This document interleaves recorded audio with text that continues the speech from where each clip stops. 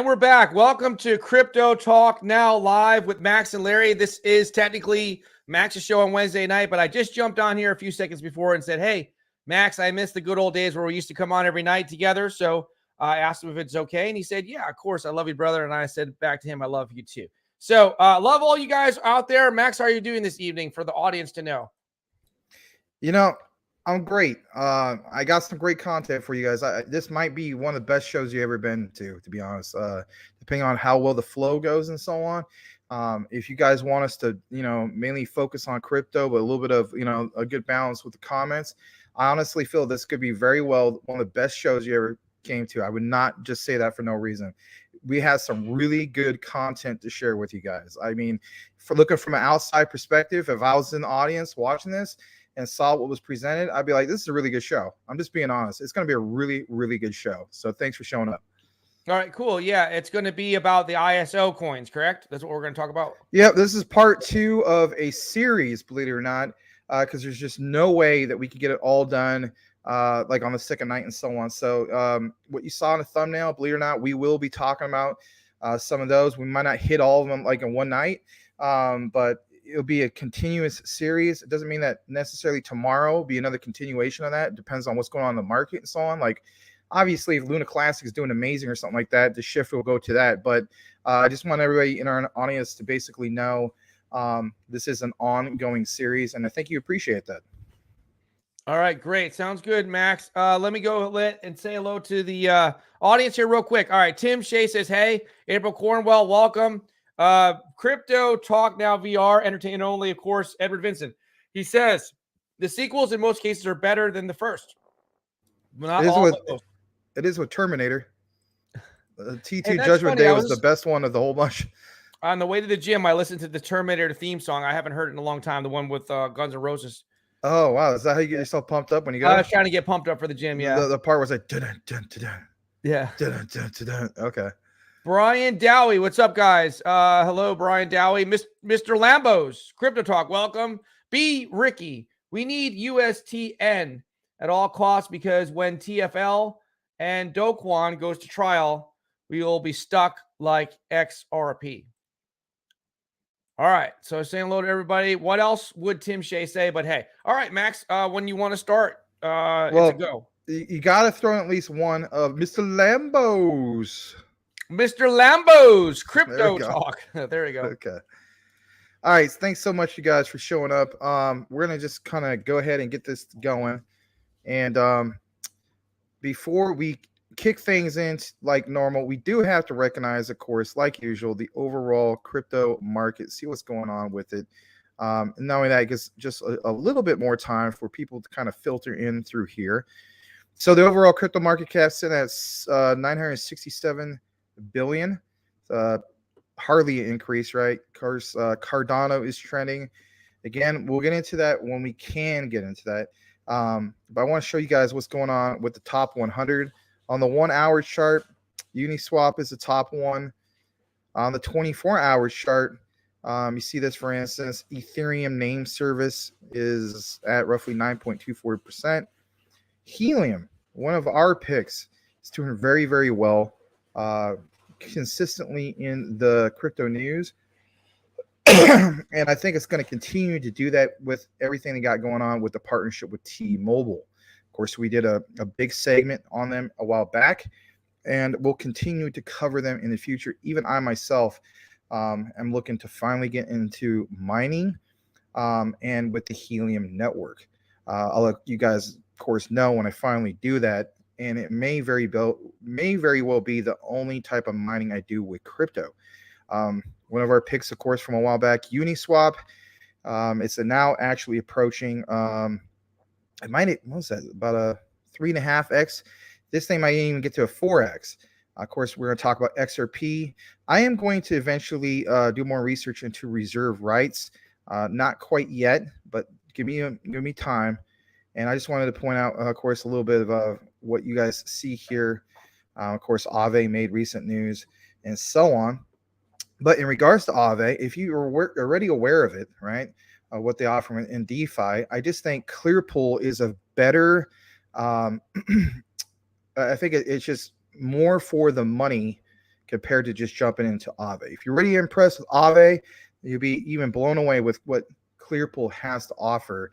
It's very similar, just more bang for the buck. All right, and now of course, as we know, Clearpool is doing very, very well, up 200% for the month. I did over 35 videos on them from the beginning of the year. Here is what's going on with my current watch list. So we see right here, of course, I mentioned Clearpool up about 91% for the 7-day, 200% for the month, 29% roughly right now. Heck, 18, almost 19%. Shout out to Star Dog. He's like, man, Clearpool's doing really well for me. I'm like, yeah, roughly about a month ago, this is like a 2.5 cents. It's just absolutely blowing up. Really, really glad to finally see them doing well. I think they deserve tons of credit for everything they have got going for them and whatnot. XCAD, we talked about them briefly before, connected, of course, with Zilliqa. Again, it's a wash to earn, but it's not here yet. All right, now for the big show, as Larry would say, we have some great content for you tonight. And I'm going to go ahead and kick it right into this. Some video interactions, just things that just really catch your attention. So, of course, it's all about preparing for November with this whole ISO 222 compliant type news and whatnot, and understanding a lot about what that really is. What you're about to see here is a very familiar gentleman from the likes of Shark Tank and what he happens to have to say in regards to all of this. It's about 2.5 minutes roughly, and of course we'll come back for some brief commentary, but we have some nice flow in regards to all these tabs and so on that you're about to see.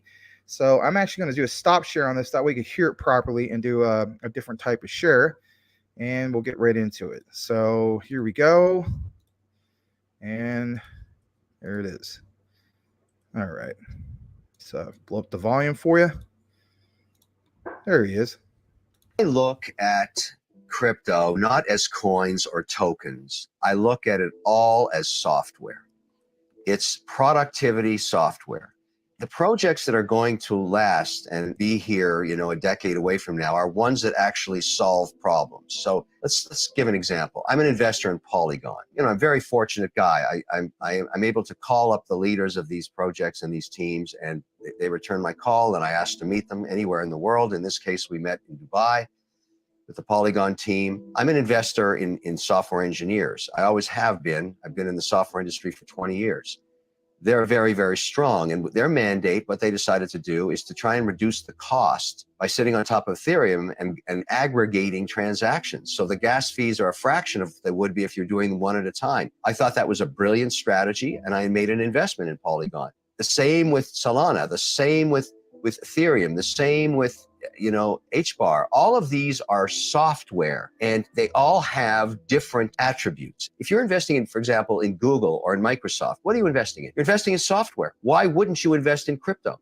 It's software too. And in the case of crypto, just take, for example, Circle and USDC. USDC takes a lot of pressure and reduces fees in all kinds of different ways. And in the case of staking, gives you some kind of yield against inflation.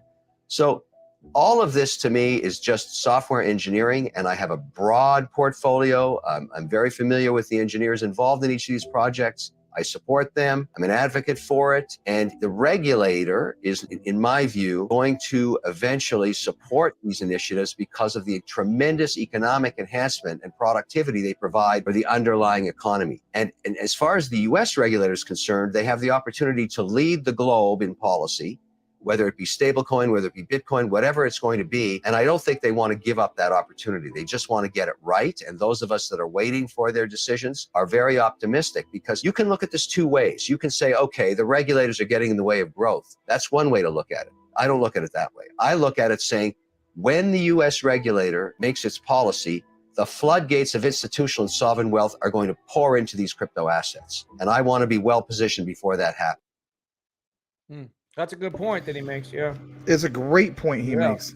And you could see, I don't know, when I was watching this earlier, I was just like, this is powerful stuff.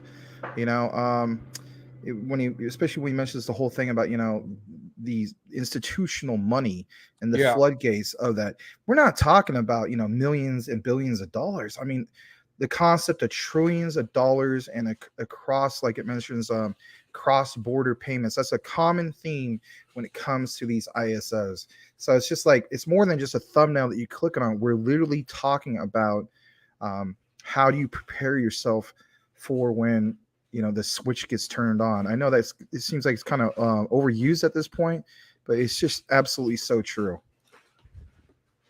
Yeah, so I'm thinking I 100% agree with what he said, and I like the fact that he framed it as it's an investment in technology. We're talking about Mr. Wonderful here. Of course, Right, he for made Shark popular Tank. by Yeah. Shark Tank. Yeah. It's interesting that he mentioned Polygon, HBAR, a couple others. Of course, he mentioned Ethereum, Solana. The one thing that I would add on top of that, including, not limited to the institutions. I mean, I get what you're saying. With the technology comes all the institutions because they're going to need it to transact.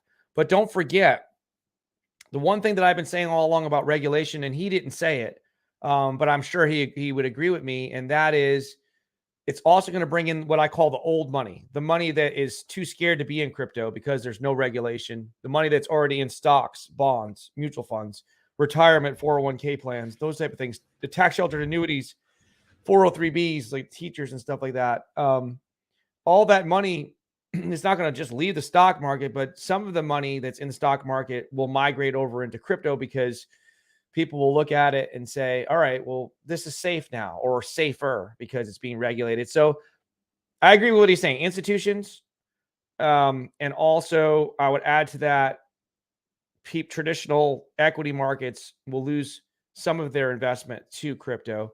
But yeah, I mean, to me, it's the wild, wild west now still.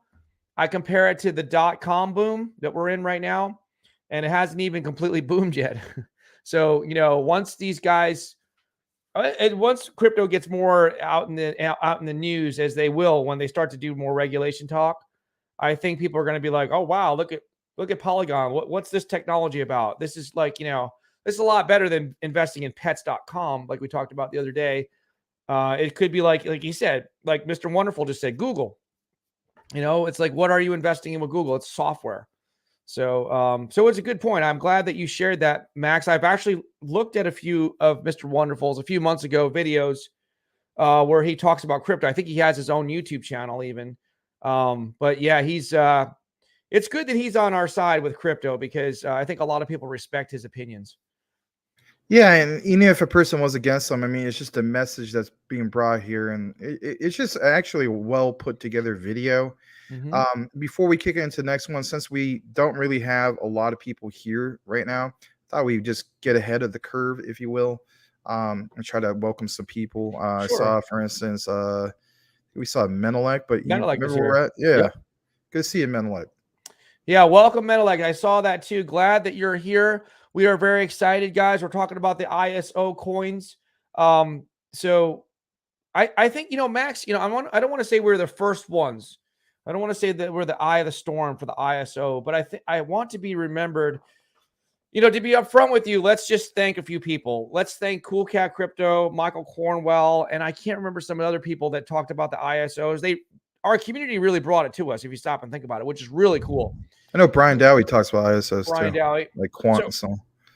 So I'm thinking, when the bull run starts, it would be nice to remember it as one of the first channels, one of the first. Like, there's a collection of them that are really pushing the ISOs. I'd like to be in that category because I think we can kind of make a name for ourselves, not only with investing in it, but also talking about it, especially when the bull run kicks in. So it's kind of has that, like, but Shiba Inu is like a fun thing. Shiba Inu Dogecoin thing. Like, this could be these ISOs and Terra Classic also, if you want to throw that into the group.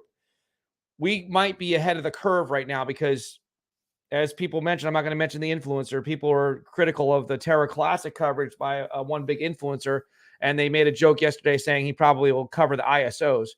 So, people tend to go with what's hot. I wasn't even aware of that second message about you'll probably cover the ISOs. I know who you're talking about. I'm not going to mention his name either, but I wasn't aware that he might do that. Like that was what people were saying. So I think it was kind of like, it was said as a joke, but there's truth to it. So I just want to say that, I'm grateful that, you're talking about this, Max, because I think that we're going to make our name. This is my prediction.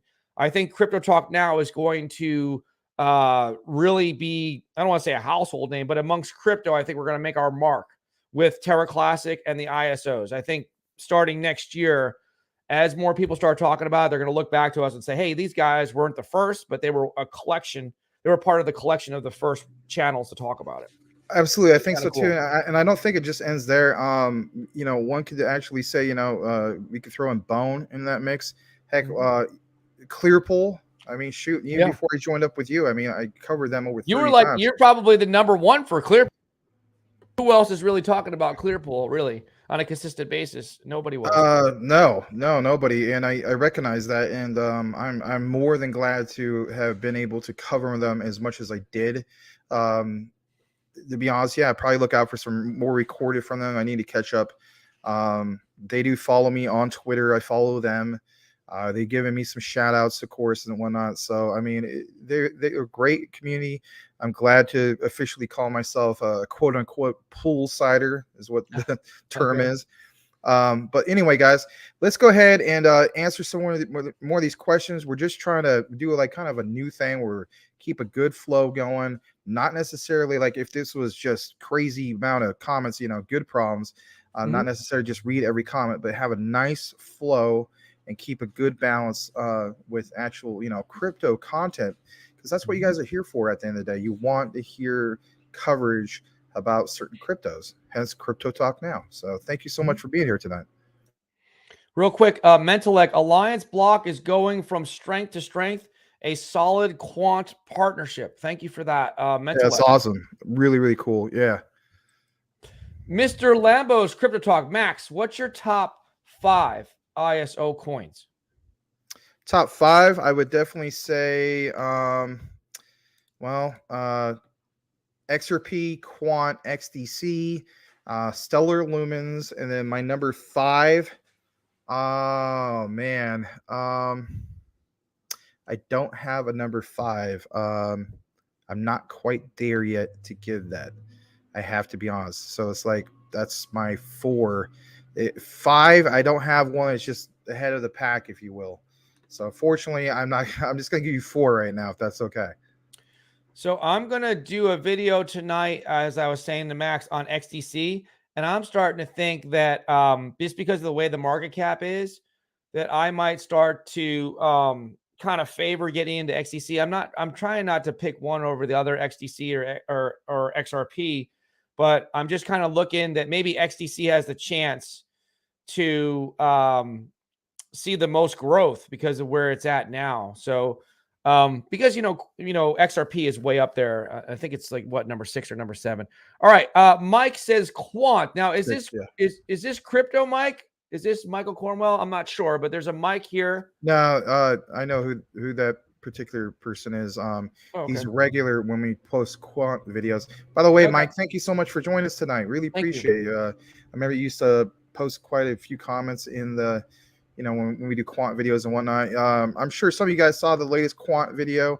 I mean, quant, unbelievable when it comes to quant. Some of you guys saw the title. Some of you sat and, went through the whole thing, which is great. If you didn't, that's okay too. But get this, Larry, just to kind of catch you up on it. So I did recent coverage about quant. Now, typically speaking, when we track whale activity with anything, right, we want to see where the whales are going and what they're buying. Well, with quant, get this, you literally have 2 groups of whales. This is no joke. All right. So I did use this term, and shout out to Blue Whale Ricky, because literally I used the term blue whale in the video. So you have, and it has this graph that's broken down, right, which is really cool. And it mentions different levels of whales. And so I was like, all right, here's one way of looking at it. We have like this, regular retail investors. Then we have like killer whales, if you will, bigger than the retail. And then literally the blue whales sold their position, right, a quant. Now, anybody be like, oh, God, that's death to the crypto, right, to the asset. then the freaking thing becomes more bullish. I mean, if that doesn't get you excited about quant, I don't know what will. I mean, anything else out there, man, that would have been like a death spiral, right? Big, blue whale investors, if you will, dumping their position, and the thing becomes bullish. Yeah, that's what the topic was. I highly recommend you guys check out the video if you haven't done so already. Covers the whole thing in regards to big blue whales selling their quant. Okay, thank you for that. Check it out on our channel that Max did the video on quant. Mentellect, the ISO compliant add-on coins like LCX, ALBT, and XSP will piggyback off the ISO 222 coins success.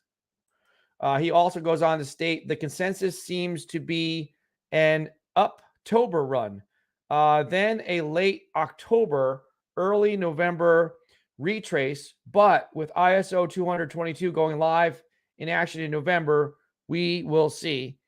He goes on again to say quant retracing in November to under $80 is still my hope. But that would be great. Then Larry can finally kick in and get some. But if not, I will DCA at any quant price. Welcome to Coochie Boy. He says, hey, what's up, Max and Larry? Appreciate the, your how eloquently you put that, Menelect. And of course, shout out to Coochie Boy. Good to see you. Mr. Lambo's Crypto Talk is asking Mentellect, if the ISO 222 goes live in November, then why would you expect an ISO coin to retrace? Mainly because I'll answer that. Yeah. I mean, by all means, you're asking Menelect. I'm going to also answer that. It's basically what we're kind of seeing right now. I mean, in anything, when you have, in this example, blue whales, and I use that because they're bigger whales dumping their position compared to other whale investors. And again, that chart shows it in the video. It is just that there will be a pullback. So I'm totally cool with that, because my thing is I'm not into quant for high 3-digit margins. I'm into it for 6-digit, dividends, if you will, for a long-term hold. I'm not saying that Menelect is going to answer it the same way, but I don't think I'm the only one that feels that way. I remember Brian Dowie, shout out to Brian Dowie, especially for watching right now. I saw the comment you made, quant, you said it's a term hold. I think what you meant to say, maybe it was a typo or something. It's a long-term hold, because, I mean, why else? I get it. Some people want to get into quant for swing trades, right, and whatnot, but it's like, why? Why not recognize the power of quant? Mentellect answers by saying that it's profit taking is why he thinks there'll be a pullback when people sell, right. Take some profits. That would make sense. Coochie Boy is saying hello. So yeah, we've got 19 people here, guys. If you would just hit the like button, we're going to talk more about the ISO coins whenever Max is ready. Yep, we're going to do it. So this, again, I mean, in my humble opinion, this should be like one of the best shows you've seen. That's just the way I look at it from even an audience point of perspective. But here we go. I'm going to go ahead and represent this, and let's do this tab. Let me see where it's at. There it is. Now this one's going to come straight from a little bit of actual mainstream news coverage. I don't know if it was Fox Business or whatnot. And then on top of that, the beginning part of it is going to be Ripple CEO Brad Garlinghouse. It's about roughly like a 2.5-minute video, but pretty engaging. I like how it's presented, and I think you'll appreciate it too. So here we go. Let me just put up the volume, pump up the volume, pump up the volume. There we go. Union, MoneyGram, they're leaning in and using our tools to solve a payments problem. And this payments problem is measured truly in the trillions of dollars. So while we're on kind of, mile marker 1 of a 26-mile marathon, we're definitely past the starting line. That was Ripple CEO Brad Garlinghouse on Power Lunch earlier today when I asked him about the future of Ripple and how XRP, the cryptocurrency, could be used. And according to BK, what you just heard Garlinghouse say is the biggest thing investors are missing about Ripple. BK's over at the Plasma to break it all down. Hey, Beeks. Hey, Melissa, thanks for that. Yeah, so Brad had some interesting things to say, and I thought it was really important to break down what he's talking about and what the opportunity, at least that Brad sees, and I think ultimately could be the bull case for for Ripple. So let's break it down. Talking about the size of the payment markets, according to McKinsey, it's about $155 trillion is the size of the market. Wow. So your total addressable market is massive. Right now, if you take a look at what it costs to move $155 trillion, it's about $31 billion, roughly around 20 basis points is what it's costing you. So if using Ripple, and this is from Ripple Stats, you could save about, according to them, about 60%. Well, how do they do that? So you use the Ripple Ledger plus the Ripple currency. And that's the key to this 60% right here. The reason why using the Ripple currency, if people start doing this, is good for is the way you save, is because right now banks have to hold foreign currency everywhere in the world. They're called Nostro accounts. It's very cost intensive to have that inventory around the world. They can simply replace that foreign currency with XRP, and they can save a lot of money on that. So let's take a look at what Ripple's been doing. Obviously, it's been down. I think we have a chart here. Yep. Obviously, down from the peaks up here, right? The whole crypto market has kind of gone sideways here. But what does Luis Yamada say? The bigger the base, the higher in space. In my view, you have to have people start using that XRP, that Ripple currency, in substitute for foreign currency. But that's the utility. That's the use case for Ripple, the currency. If that's the case, then that's a pretty nice base right. That's amazing. The way that was presented, you know, in this particular piece, I don't know if this is from, for instance, Fox Business or whatever the case be. Think about that. How much money banks will save. Banks are all about not just making money, but saving a lot of money. If they're literally gritting their teeth because, you know, oh, great, we're going to have to do this cross-border payment, and it's going to take all day, and it's going to cost a lot of money. They're just not going to get in line for it. But now, if you have this new technology that just, you know, saves them a ton of money, ends up being a lot faster. And let's face it, we're always talking about the speed of everything. How about this? Was actually more secure, you know, more secure, more convenient, you name it. So I was really glad to see that particular piece. And then, of course, the way he explained it, talking about the demand for it. And you know, the whole thing of, you know, banks across the world have to hold so much different type of foreign currency. Why not just hold one that makes more sense with actual solid utility, like you pointed out? You know, I don't know who the person is speaking, but I love his energy. Kind of reminds me a little bit of me when he was getting really excited there. Only just he's wearing a tie. But yeah, so I mean, I think this is great, Max. I like the way you're doing this, where you're you have the format going and you're putting in little video clips of some other people, some different analysts. Of course, we heard from Mr. Wonderful from Shark Tank. So it's nice to have, you know, some people that are not just you and I saying things. It's nice to introduce everything together. Yeah. We need more visual and stuff like that. I mean, you know, it kind of mixes it up. And I think, you know, if you're an audience member, you know, you appreciate it and so on. So cool. I saw a few more people who connected. Let's give them some shout outs.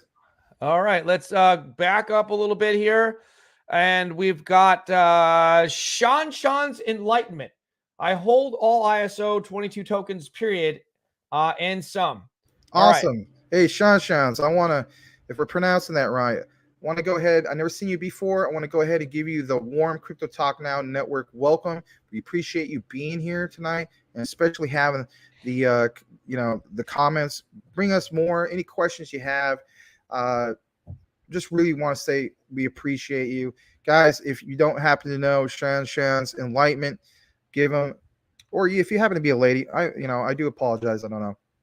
Give Sean's the warm CTN welcome. Thank you very much. Thank you so much. I'll piggyback and say Sean or Shan's Enlightenment, welcome here every day, 9 p.m. Eastern Standard Time, sometimes 9 p.m., 9:15 Eastern Standard Time. We have a show 7 days a week. All right, Brian Dowie is here again. Long-term hold for quant, he says. Mentalec says, Brad Garlinghouse is the perfect face of the SEC opposition. Isn't he? I mean, I couldn't agree more. Yeah. Well spoken. Welcome to Carly Crypto. She says, hey, y'all. She's in the chat here. Crypto Talk Carly, Now. thank you for coming. We appreciate you. And thank you for, the help that you give us the time you give us. I don't want to discount that, but we do appreciate you. Thank you. Thank you. Crypto Talk Now, VR entertainment only. 20 minutes, Crypto Talk Blast. 10 minutes, Crypto Chat Blitz. I like the way you said that.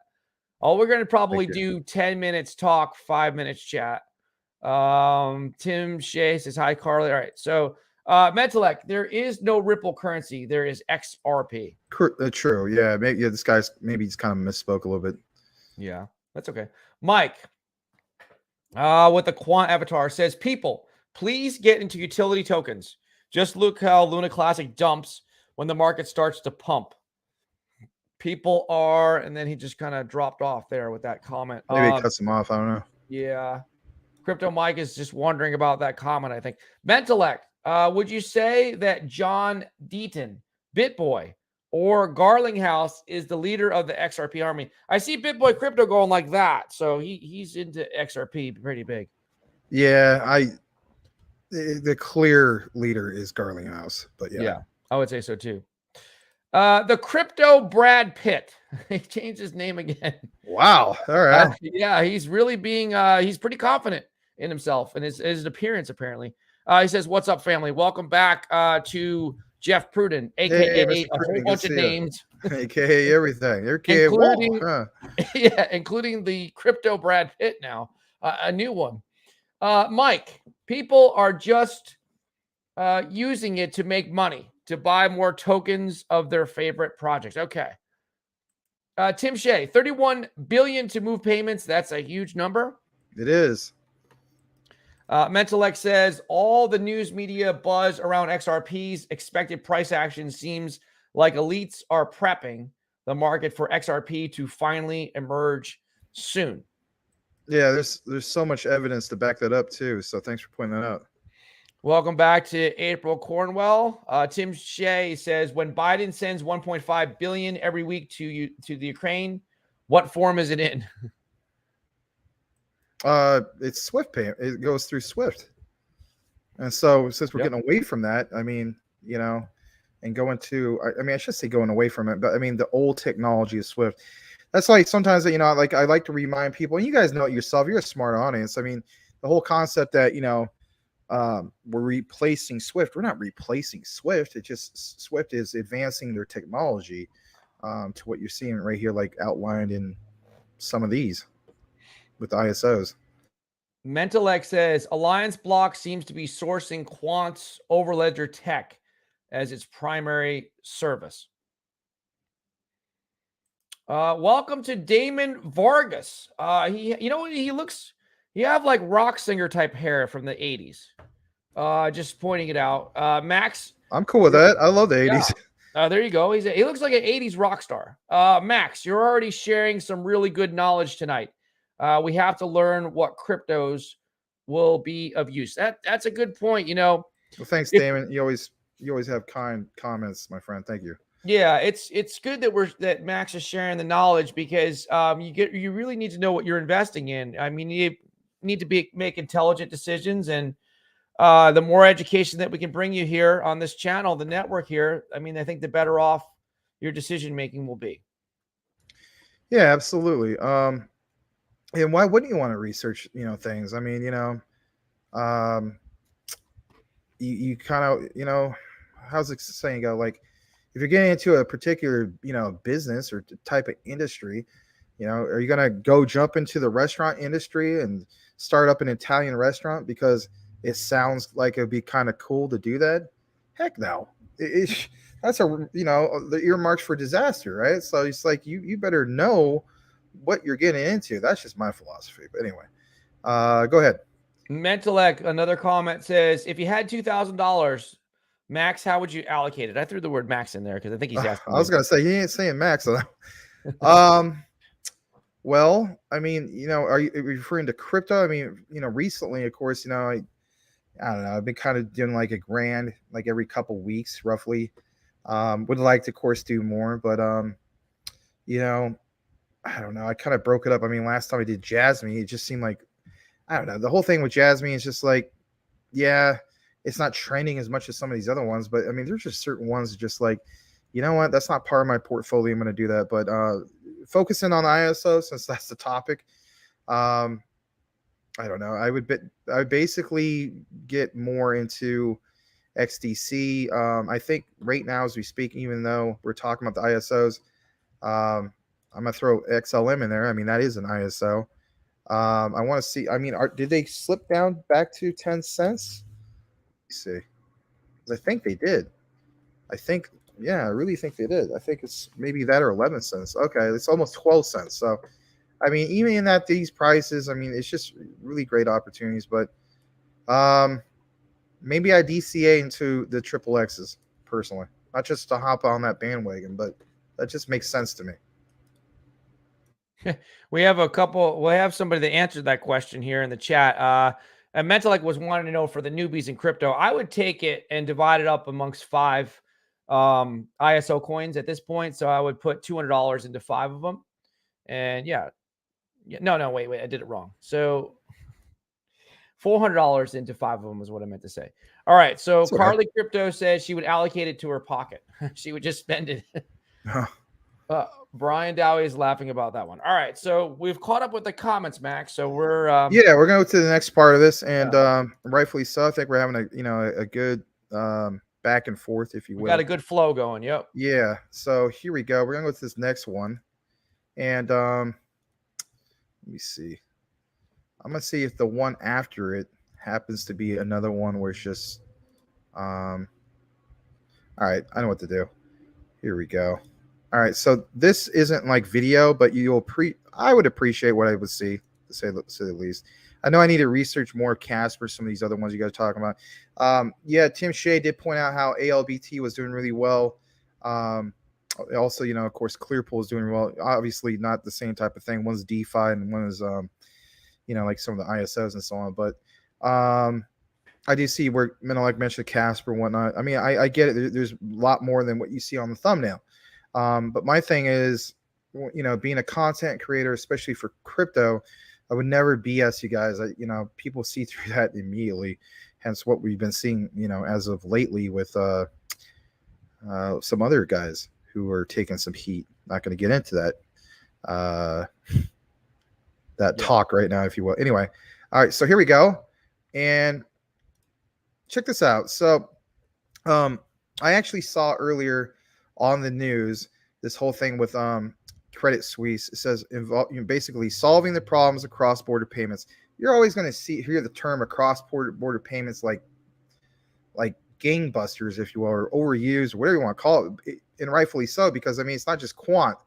Sometimes people hear about quant and it's always cross-border payments. Well, XRP is technically cross-border payments, and some of these other ones, and there's nothing wrong with the term being overused. It's just it's more than just solving this. But for the case of what you see right here on the screen, we're going to talk about this right here specifically.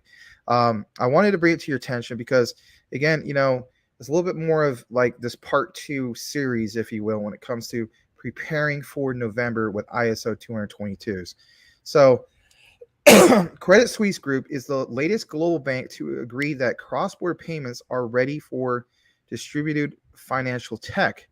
In a new 135-page report, my God, something a little bit bigger than my master's thesis, right?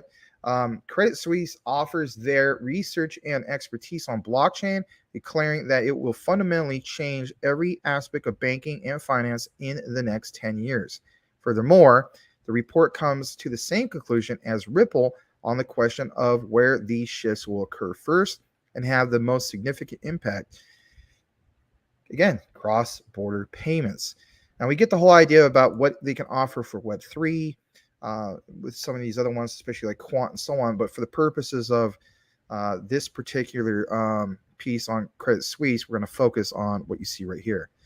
Now it says, quote, a shared ledger system creates significant opportunity for cost cutting in a number of areas where current processes are slow, hence SWIFT, right? Cumbersome and highly frictional. These areas include the processing of trades and securities, trade, finance, and also in payments, particularly cross-border payments / transactions. Credit Suisse cites Ripple as an example tech for banks to cut costs and increase revenues in payments says basically to tweet this, kind of like what we saw earlier with the whole, I don't know if it was Fox Business or CNBC Business or whatever it was, but it was a nice piece. Key takeaway, just try to remember this, and that is cutting down on bank costs, because the current system, if you're transferring trillions of dollars, I mean, like Tim Shea mentioned, I think it was Tim Shea, mentioned in the comments, what was it, something like $60 billion for something that big? I mean, that's just too much, and they just don't do it too often because it's just the fees, right? Well, it says using Ripple as an example of a platform that could enable not only cost cutting, but also increase revenues. Credit Suisse cited McKinsey, affirming cross-border payments as one of the most potentially valuable applications of distributed ledger technology. And it's just that, think about all this. When it comes to the central banks of Europe, Asia Pacific regions and whatnot, they all want to get off the old system to upgrade to the new system. And it's just that, these three key words, especially if you're new to all this: distributed ledger technology, getting on a distributed ledger. So a McKinsey SIFMA study suggests that using blockchain for cross-border business-to-business payments, listen to this, could generate 50 billion of value resulting from lower costs / fees and better security and speed. Literally, we were just talking about that earlier. Although McKinsey's prediction and the Credit Suisse report overall and make a conservative estimate of how soon this technology could deploy and banks begin to reap the benefits of innovation, the latter points out that Santander UK is already using Ripple, that's awesome, for international payments. Widespread adoption may not be on every bank's doorstep, but it has surely started. And it definitely is going to start here in November, right? We literally have, like I mentioned, something like a little over 70 different countries. If it's not 70, it's at least 30, and then more coming shortly after that. I don't want to misquote myself. But anyway, even if it was only 30, that's still a lot. The report goes on to describe the use of Ripple technology for trade finance, pointing out that the development of Bank of Singapore, DBS, and Standard Chartered tested Ripple's distributed ledger technology in 2015 to improve immutability, and minimize the risk of fraudulent invoicing. With this report, Credit Suisse adds its voice to a rising chorus of experts who agree on the change the world is already beginning to see in the creation of the Internet of Value. I just want to take a moment before we read this last three bullet points, and that is this. The whole thing of the experts who agree the change that the world is already beginning to see and creation of the Internet of Value. Well, that value, just from one, you might call it a narrow perspective. It's not narrow. It's monumentally, like, just massive, right? But if banks are now able to see that they have a problem on their hands that they, let's face it, don't like, it's kind of like a damned if you do, damned if you don't. It's like, well, there's this technology here, but we aren't quite used to it, but it makes sense.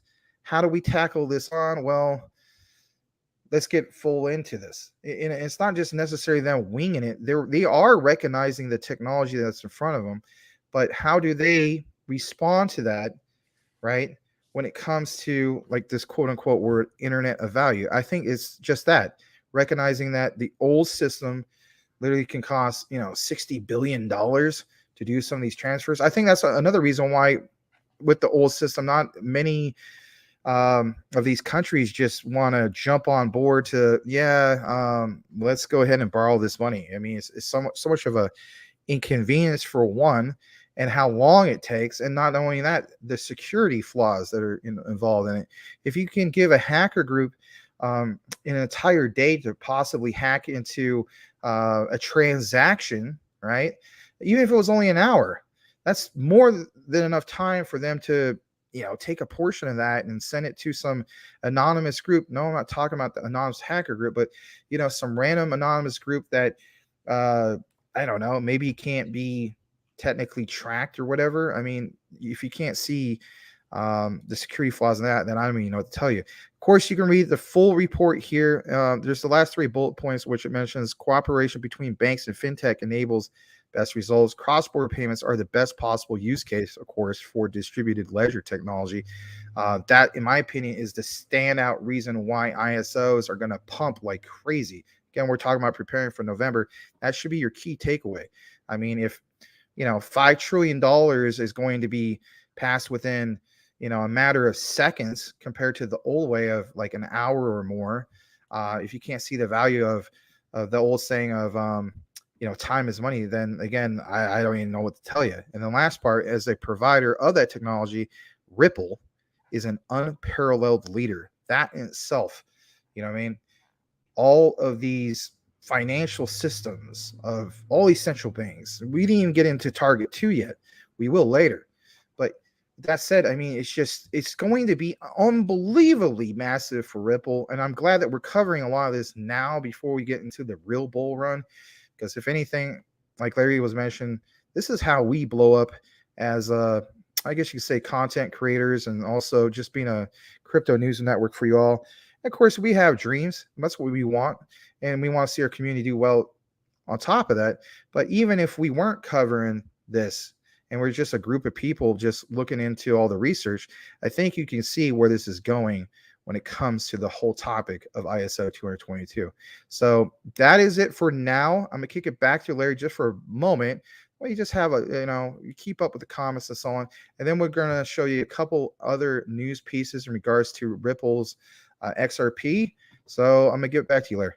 All right, thank you. It's interesting that Credit Suisse is getting involved. I remember them when I was in the mortgage industry. They were big players in the mortgage industry as well. So long history there. He's saying Casper, Mentalek says Casper is showing bullish action. Awesome. I'm going to look into that right now. What is up, and welcome to Michael Montclair. Hey, Michael. The crypto Brad Pitt, a.k.a. Jeff Prudent. I'd buy small rocks if he had $2,000 until eventually he would own his own beautiful tropical island. I guess he would build an island out of rocks. Excuse me. And then Michael Montclair, S-T-A-R-L, Starl, is doing a live presentation of their metaverse. Bedside with Bleeze. Watch it later. Super cool. Okay, thank you for that. Cool. The crypto Brad Pitt. Jeff's tropical island of love. Island of various small, cuddly animals to play with. Mentalek. The USA will buy about $300 million in nuclear emergency drugs now that Russia is prepping its nuclear capabilities. Part of the Great Reset narrative, perhaps. Yeah, I mean, I don't know. It's just crazy times that we live in, but thank you for that. Michael Montclair is just talking to everybody in the comments. Let's just keep going. Keep going. Michael Montclair, 100 times 50,000 XRP. He said he owns 100 XRP. That's more XRP than I own. Right now, I don't have any. I'm just waiting for it to drop. Mentalek says, great show so far and great content. Thank you for that. Michael Montclair, cool. I have a month to try to buy some. And Michael Montclair, true, coochie boy. Mentalek, the next few weeks will get rocky, so it's important for retailers to control their fear and dollar cost average.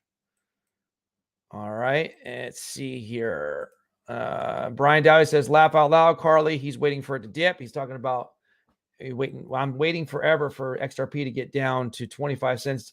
Damon Vargas, I've actually never heard of the term ISO in crypto before. What exactly is it? Good question. It's basically like a communication standard. And the abbreviations, like, so there's like ISO 222, there's other messages and whatnot, but the thing that's going to happen, for instance, in November basically starts off with that ISO 222. And so it's a compliancy standard that like the central banks and other regions like, Asia Pacific and so on, they're going to switch to this new quote unquote standard, which is like a a big upgrade, if you will. So if you ever been to, like, for instance, know about Swift and the cross-border payments that they have with that, I mean, it's just, I mean, yeah, that works, but it's so much slower, and that's a technology that started off from the 1970s. They're literally going from that, which is a lot slower, to a much more faster, more efficient, and more secure payments technology on what they refer to as distributed ledger technology. So it's just it's a huge upgrade, if you will. When you think of, like, for instance, the concept of Web3, right? It's like a big upgrade for the financial sectors of the world, especially with the banks. It's like literally central banks. Good question, Damon. Thank you for that. Hopefully you'll get more up to speed as Max presents more stuff here over the next few days. Coochie Boy, this is a good comment here. I haven't heard this before. There's a total of 6 free airdrops to early XRP holders that a lot of people don't talk about. So there's more to owning XRP than meets the eye. I did not know that. I did not know that. Could you share more about that with us? I really appreciate it. And thanks for commenting on that. Michael Montclair says, I'm so weary of airdrops, especially those shown on YouTube. Oh yeah, definitely. But the successful airdrops I've had, of course, is basically the ones on KuCoin for, like, holding BTT, Wink. I get rewarded with NFT. It's not NFT. It's literally called Ape NFT, and I get those free airdrops basically bi-monthly. And I think right now I'm up to about 15 million of Ape NFT. And of course, I had a successful airdrop with my Terra 2.0, but I didn't quite get all of them that I should have, because I should have had them all in my main account, and I didn't have some of my original Terra. What was it, my Luna Classic, in the trading account. So that's me. That's my own fault for not doing it the right way. But anyway, I've had successful ones. And then, of course, the Coinbase one, right, with Saitama V2. That actually worked out.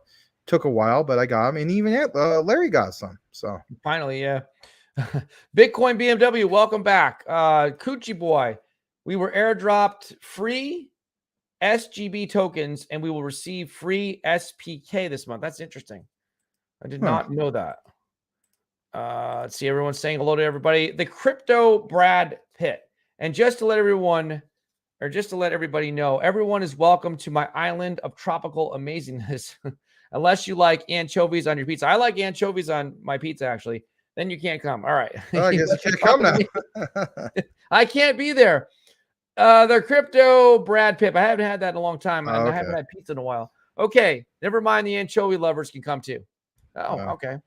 Crypto Mike. I feel like I need to send Larry some XRP as pity laugh out loud, even if it's all. You know what? You go ahead. I was going to tell you something funny. It's like at this point, it's going to be like a major news event when I buy some. So it's like the anticipation is building. If I just go ahead and buy like 100 of them, it's going to just take away the effect. It's more fun just to like not own it at this point and just wait. That. It can be fun when the thing goes up to 4 digits. Oh, then I'm going to be crying then. Mike, how about this? If you do send Larry some XRP as pity, you have to wear your XRP shirt.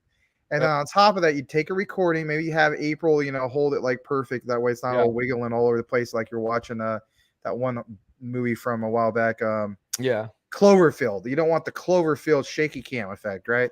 But if you could have April hold it just right, nice and level, what we want to hear you say is, congratulations, Larry. You didn't win absolutely nothing. Yeah, you won XRP pity, a pity bag. There you go. Yeah, he could hold up a little piece of paper that says, Larry, welcome to the XRP party, something like that. Admit one ticket. Admit one ticket. Wow. Yeah, like a little admission ticket for owning like 10 of them or something. Michael Montclair is laughing. The crypto Brad Pitt. Some days I don't think Larry owns very much crypto. I don't own as much crypto as a lot of you guys. That's the truth. I wish I had some more. All right. Well, I bought a lot of bad things last year. Let's just say that. A lot of stupid meme tokens, and I kind of lost my shirt with a lot of those. But I still do have a lot. I have a good amount in the top 100. I don't have the XRP, or I don't own any ISO coins. Isn't that crazy? I still have to buy them. All That's right. all right. Tim Shea, hi, Bitcoin BMW. All right. Michael Montclair, I'm buying 5K when either Luna Classic or Shiba Inu takes off. Nice. Hey, welcome back, Mr. Max P. Been in XRP since late 2020 and still dollar cost averaging every month. How about that? Awesome. Yeah, Larry Good is to see you, Max secretly P. loaded. The crypto Brad Pitt. So am I. All right. Tim Shea. They took a snapshot in late 2020, I believe. And Coochie Boy is saying the next airdrop is a 1-to-1 airdrop for FLR SPK tokens this month. So I wonder if those airdrops are part of the XRP ecosystem or part of Ripple. I don't know if that is or not. It's not clear I to thought me. that's what he was referring to, but I guess so. Coochie Boy, for every XRP you receive a SPK. yeah, so that kind of makes sense. It's part of the ecosystem or something. Yeah. Crypto Mike, laugh out loud. I got a DJI gamble. Now laugh out loud. All right. Coochie Boy. Then you can stake the SPK and receive their airdrops also. Well, he knows a lot about. He must have been XRP for a while then. Bitcoin BMW, 15% of the Spark token will be distributed, then 3% every month. All right. Welcome back to Cool Cat Crypto. Meow. Meow. He's back. Meow. All right. Thank you to Brad Pitt, the Brad Pitt of crypto. He says, please smash the like button for the YouTube algorithm. The funny thing is that I don't think that Jeff Pruden looks like Brad Pitt, does he? Doesn't he have a beard? Does Brad Pitt have a beard? Well, No. I guess he does in certain movies, Okay. Or he does. but All right. Here's some more information coming in. Bitcoin BMW. I only know of one airdrop for XRP holders, and that is the SPK. Also, there will LTC snapshot for SPK. All right. Crypto Mike. Luna Classic has a lot more future and a much lower market cap and a 10x better community. Oh, then Shiba is what he's saying. Okay. Well, Shiba has a strong community too, right? And there's a lot of people that are new to crypto to get into Shiba Inu. True, but I'm with him on that. And you guys know I'm a big fan of SHIB, but I think Luna Classic is going to have beat all hell because it's actually going to have, the actual utility, which is USTC when that repegs. I can't believe we're even saying that right now. When it repegs, it was just the whole thought of it. It's like a fairy tale. Yeah, it's just we were talking about just a few months ago. This is a lotto ticket and so on and so forth. And then a lot of us decided to DCA into it many times, and it's no longer really that lotto ticket anymore. It's an actual solid investment, and with a really powerful community, and it's trending, and there's the supply, the demand, and they want to build up the ecosystem. It's probably one of the best stories for a comeback, even at where it's at right now. Even if we don't hit a penny, we will. But my point is, even where it's at right now, it's amazing. 25,000% in less than 3 months. When we were talking about a while back, even a month ago. All right. So do you have you want to go into your next segment, Max? Yes, absolutely. So let's go ahead and do just that. Let me kick this thing off, and I'm going to present this again. Let's see. There we go. Sometimes you lose your spot. Well, I have to go to the next spot. So here we go. I think I got a DM. Hold on a second. We're going to recognize Tim Shea just briefly here for a moment. So let's do it like this. All right. There we go.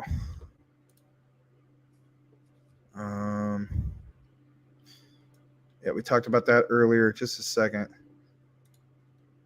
Just trying to get out of the screen. There we go. So Tim Shea's got some more news for us. He says, well, hold on a second. First of all, let's see this real quick.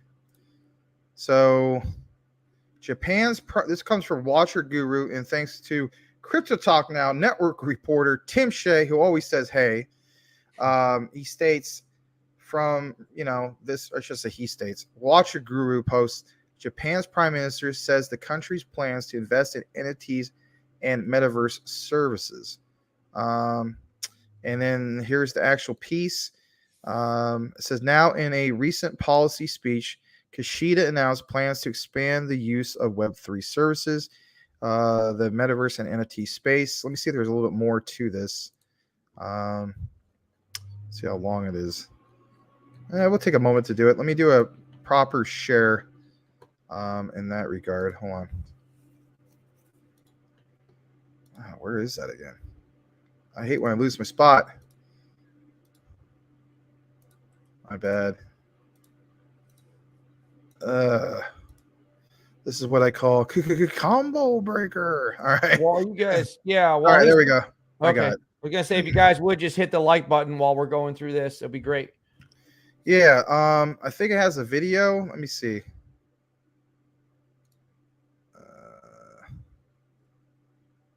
That is not it. All right, hold on. So in his speech, can you see the screen? I can't tell if you can. All right. In his speech to Japan's parliament, Kishida stressed that the government's investment in Japan's digital transformation already encompassed issuing NFTs to local authorities using technology to cater to jurisdiction-specific issues. It mentions that here it is worth noting that in September, the Japanese government became one of the first to issue NFTs as a form of supplementary reward to recognize and acknowledge the efforts put in by local authorities. The Cabinet Secretariat distributed the awards during the Summer Digi Denko Shiin 2022 ceremony. Man, what a word. The Prime Minister, in his speech, further hinted at digitizing national identity cards. He also said that Japan will continue supporting the social implementation of digital technology. Nice. This makes me feel very good about having over 100,000 Jasmine, and will promote efforts to expand the use of Web3 services that utilize the metaverse and NFTs. Kishida has time and time again deemed Web3 development to be one of the core factors that will help reform the economy. A few months back, Japan's Ministry of Economy, Trade, and Industry formed a Web 3.0 policy promotion office, an effort to strengthen the framework for developing the business environment in relation to Web3, supporting the said narrative. All right, awesome. We can look more into this if you want. Shout out to Tim Shea for reporting this. There's a little bit more I want to get into. And this other one, back to XRP, Tim Shea stated that there was an XRP airdrop incoming in regards to Flare, I guess. You guys are always talking about Flare. So Flare outlines schedule for long-awaited Spark. It says FLR token giveaway from the Daily Hodl. Again, thanks to Tim Shea for reporting this. Crypto Talk Now sideline reporter weathering out local storms to provide us the virtual weather content, if you will. Not really. But thank you to Mr. Shea for posting that. I'm going to show you guys what we were talking about in regards to XRP. So here we go. So, you know, we talk about education here at Crypto Talk Now and so on. And of course, we're going to get more into more of the interactive stuff here in a moment. But I like this comment right here that you see from Crypto Erie is her name. And it states, new education course portal. Wow. Nicely done. So impressed. And it's just that, you know, shout out, of course, to Jeff Pruden, who said he was really impressed with the XRPL. And I mean, look at this, for instance, guys. I mean, you know, if you're, even if you're not a person that's like, you know, I'm never going to do coding, I mean, this may encourage you. So it says they have beginner, intermediate, there's crypto basics, learn to code on XRP Ledger. You know, basically, what is a smart contract? You can learn Web3. Yeah, heck, we always talk about DeFi. No, not always, but let's face it, we talk about a lot. Payments, gaming. We just talked about NFTs. But here's the particular piece right here. And I'm going to bring that up. And it takes you to right here. And it mentions some of what you see right here. And I'm just going to zoom in. Learn to code on the XRP Ledger, built with the world's first major global carbon neutral public blockchain, powerful enough to bootstrap a new economy.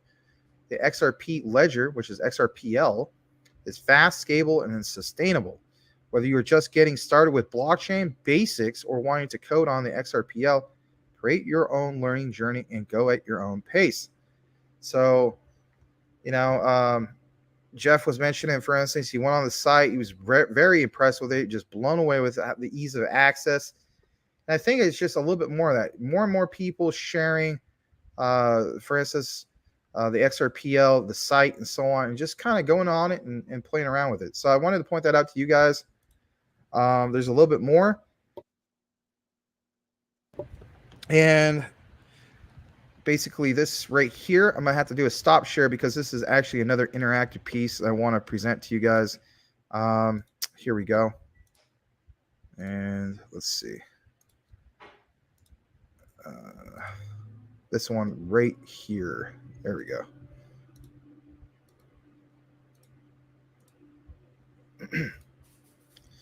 All right, let's go rewind this, and then we're going to go ahead and show it to you. It's about 2 minutes. And again, it's from this particular lady who originally tweeted out, Crypto Eerie. It says, when it comes to people talking about CBDCs, listen to this statement, which is true, right? And it states 99% of them are factually incorrect, according to this person, Anthony Wolfair. How can we use money with the XRP Ledger? Thanks to Anthony and Modern Dosh. All right, here we go.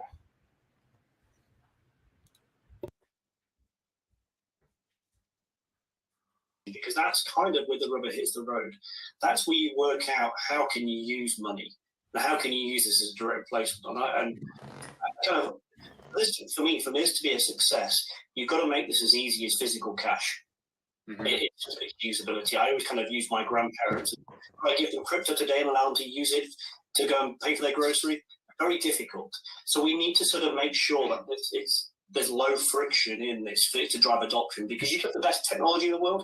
If it's not usable, it won't get adopted. And so I think that's also the balancing act here of we've got this very, very capable technology, and a real opportunity is to make sure that we do it in a responsible and right way, that actually people see the benefits for it and actually want to use it.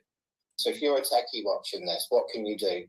Anthony talked lots about the XRP Ledger and things that are happening on the XRP Ledger. So the wallets are important, KYC is important, but there's lots of things that can be built on a native crypto ledger like XRP Ledger that we're going to use in our lives for this. So I'd say get involved, start building things on XRP Ledger. So that's if you're a techie.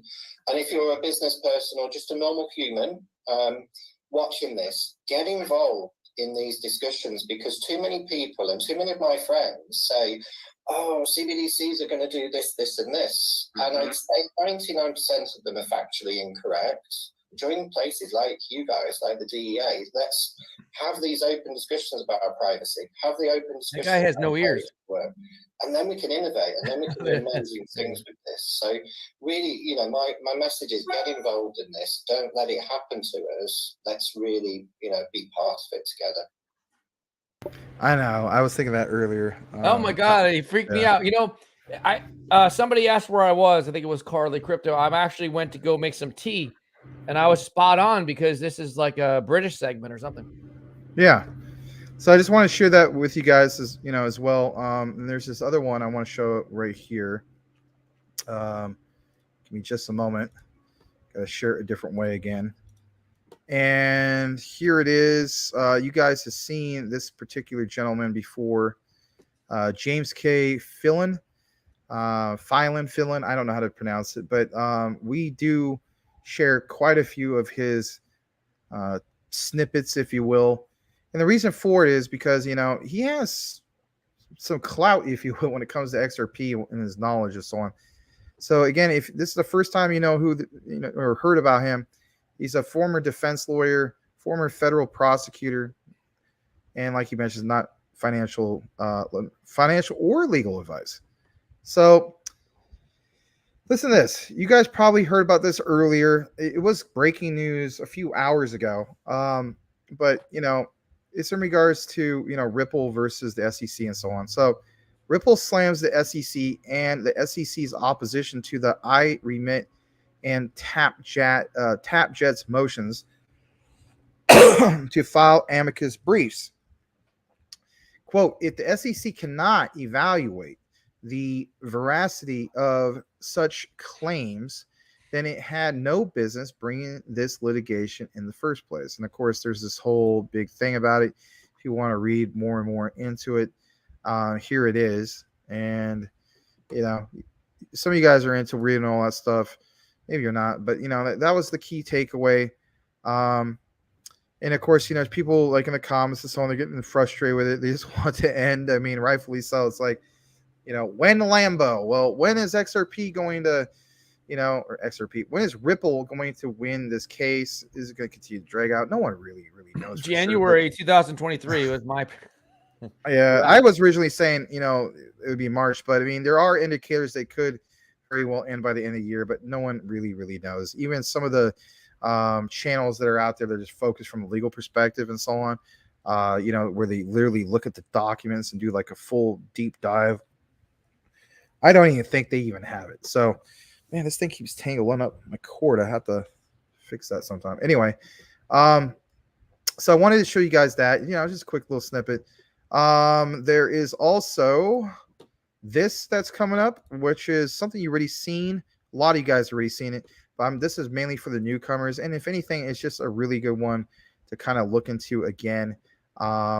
It's a really well done video, I should say.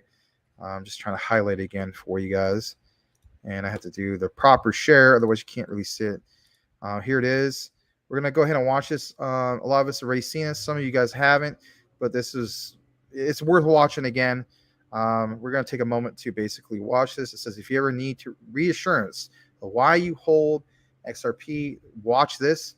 Or if you need insurance on how you should prepare for ISO 222, preparing for November, watch this. So here we go. I hold XRP because Ripple's the chosen one to lead the new global digital payment system, and they use XRP.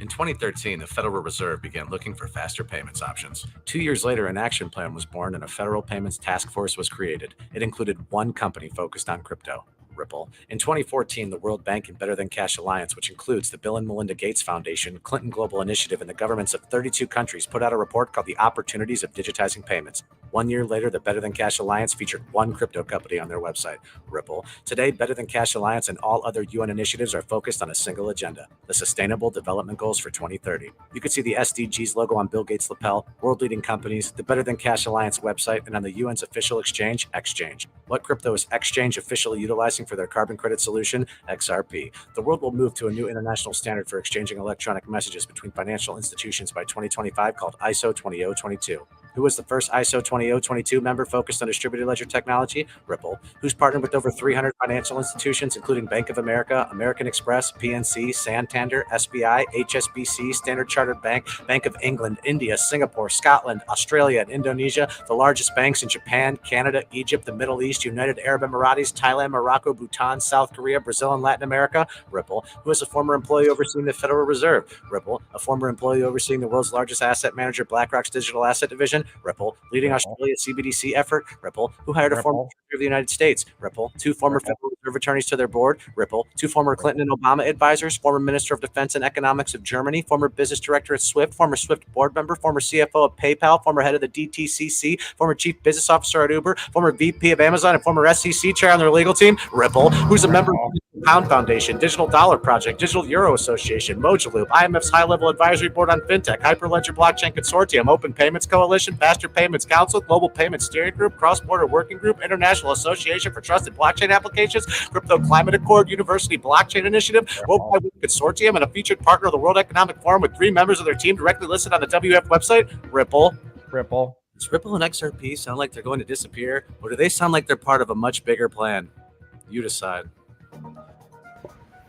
Ripple. Do you need anything else to convince you to buy some XRP, Larry? That's what I should say at the end of the video. Yeah, probably, huh? Yeah. Why are you waiting for it to get to 25 cents, Larry? Yeah. All right. Well, you know what? We're going to go ahead and get back into the comments. And of course, we'll kick into more of some of this other stuff with ISO 222 because we need less QQ and more pew pew from Jeff Pruden. All right, go ahead. Coochie Boy, FLRSGB, part of the Flair Network. Rick Flair Network, says Edward Vincent. Woo. Coochie Boy is laughing. Bitcoin BMW. Oh, yeah. Never received those from Coinbase.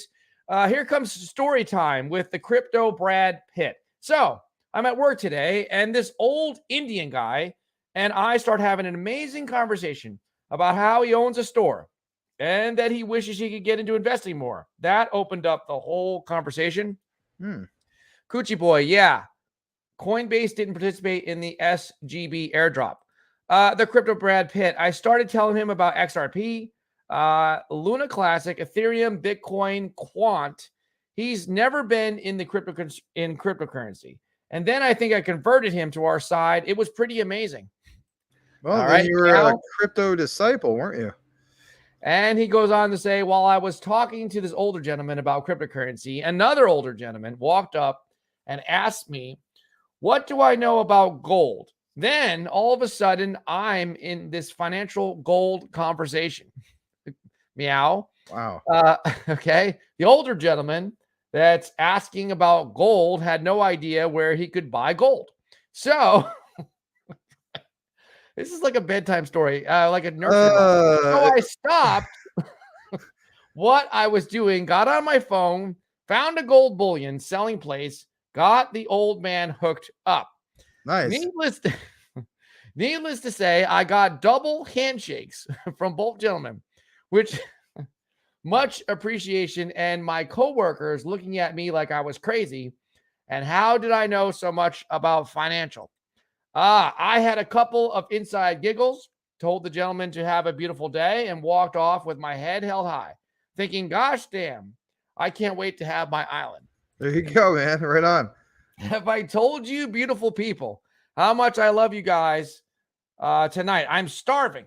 What's for dinner? Now I know why he's like, dude, you guys missed on our thing.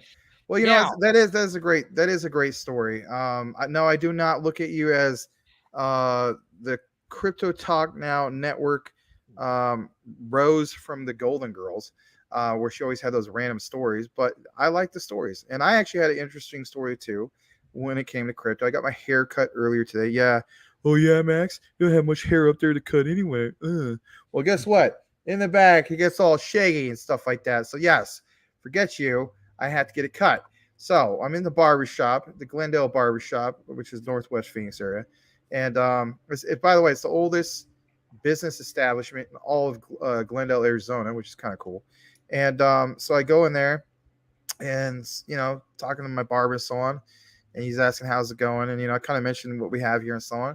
And at the time I mentioned it, this guy overhears what I'm saying. And he's like, hey, man, I really like hearing what you have to say in regards to crypto. He's like, I like to check out your show sometimes. So I mentioned Crypto Talk Now and so on. And he said that he would check it out. And he says he doesn't know much. I mean, he's like, I heard about Shiba Inu. And I'm like, that's an improvement.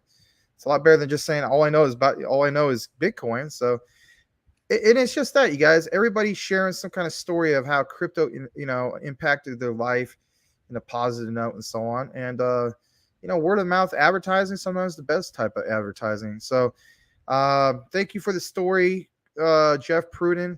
The only thing I would have added that would have been great, where you have this comment right here where it says, have I told you beautiful people how much I love you guys tonight? I'm starving for my dinner. Would have been, hey, by the way, I told these two old guys about the show, and then they would say, they would actually come and watch, but that's okay. All right. Meow. Okay. Meow, meow, meow, meow.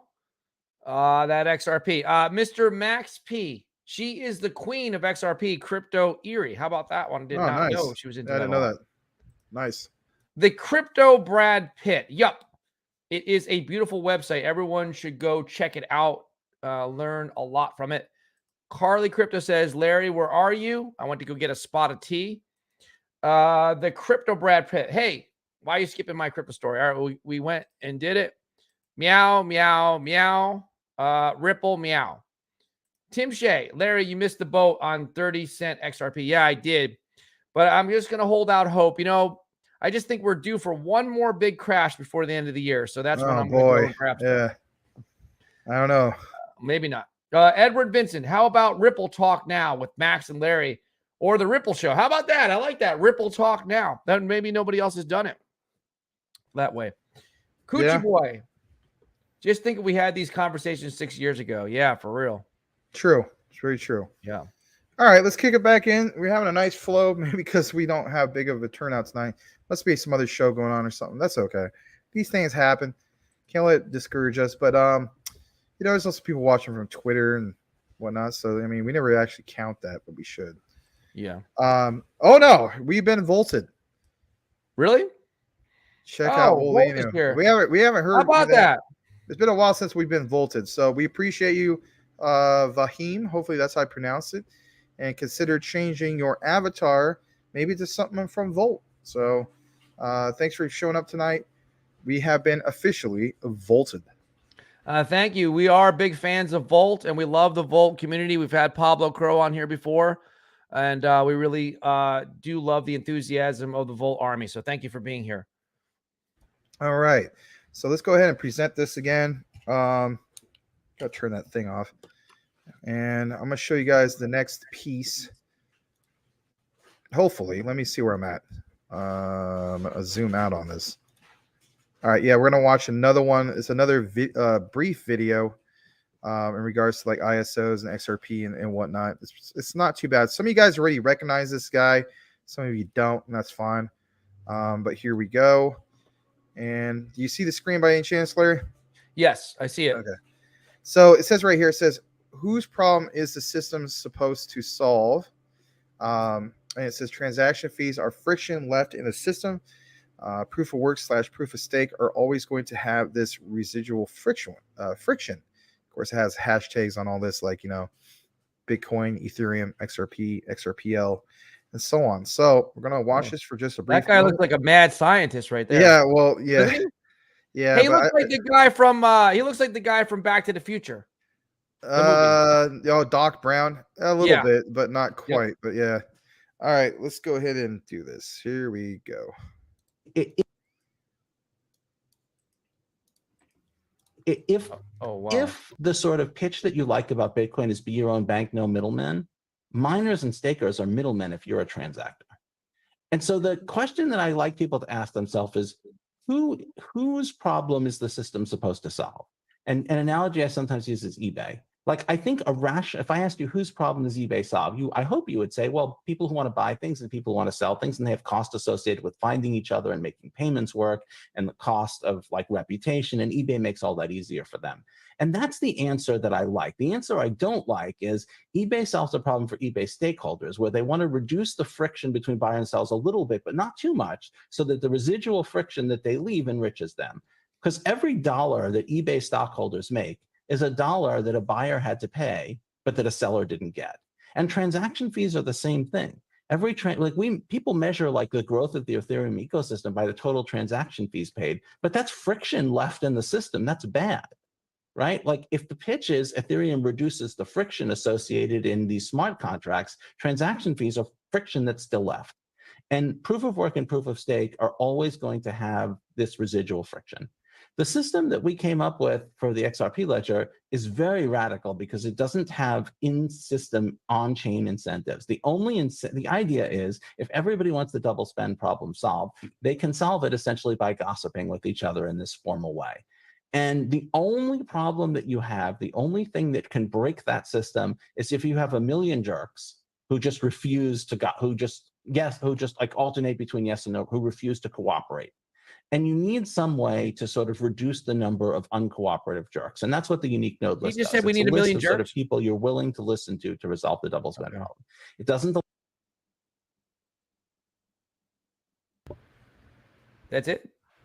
Yeah, I was just trying to double check my mic because sometimes I'm muted. No, it's like, he made sense what he was saying. Isn't it just peculiar that he has 3 shelves and only one little tiny thing on it? I really want to know what's on that shelf. What is that thing? I don't know. Okay.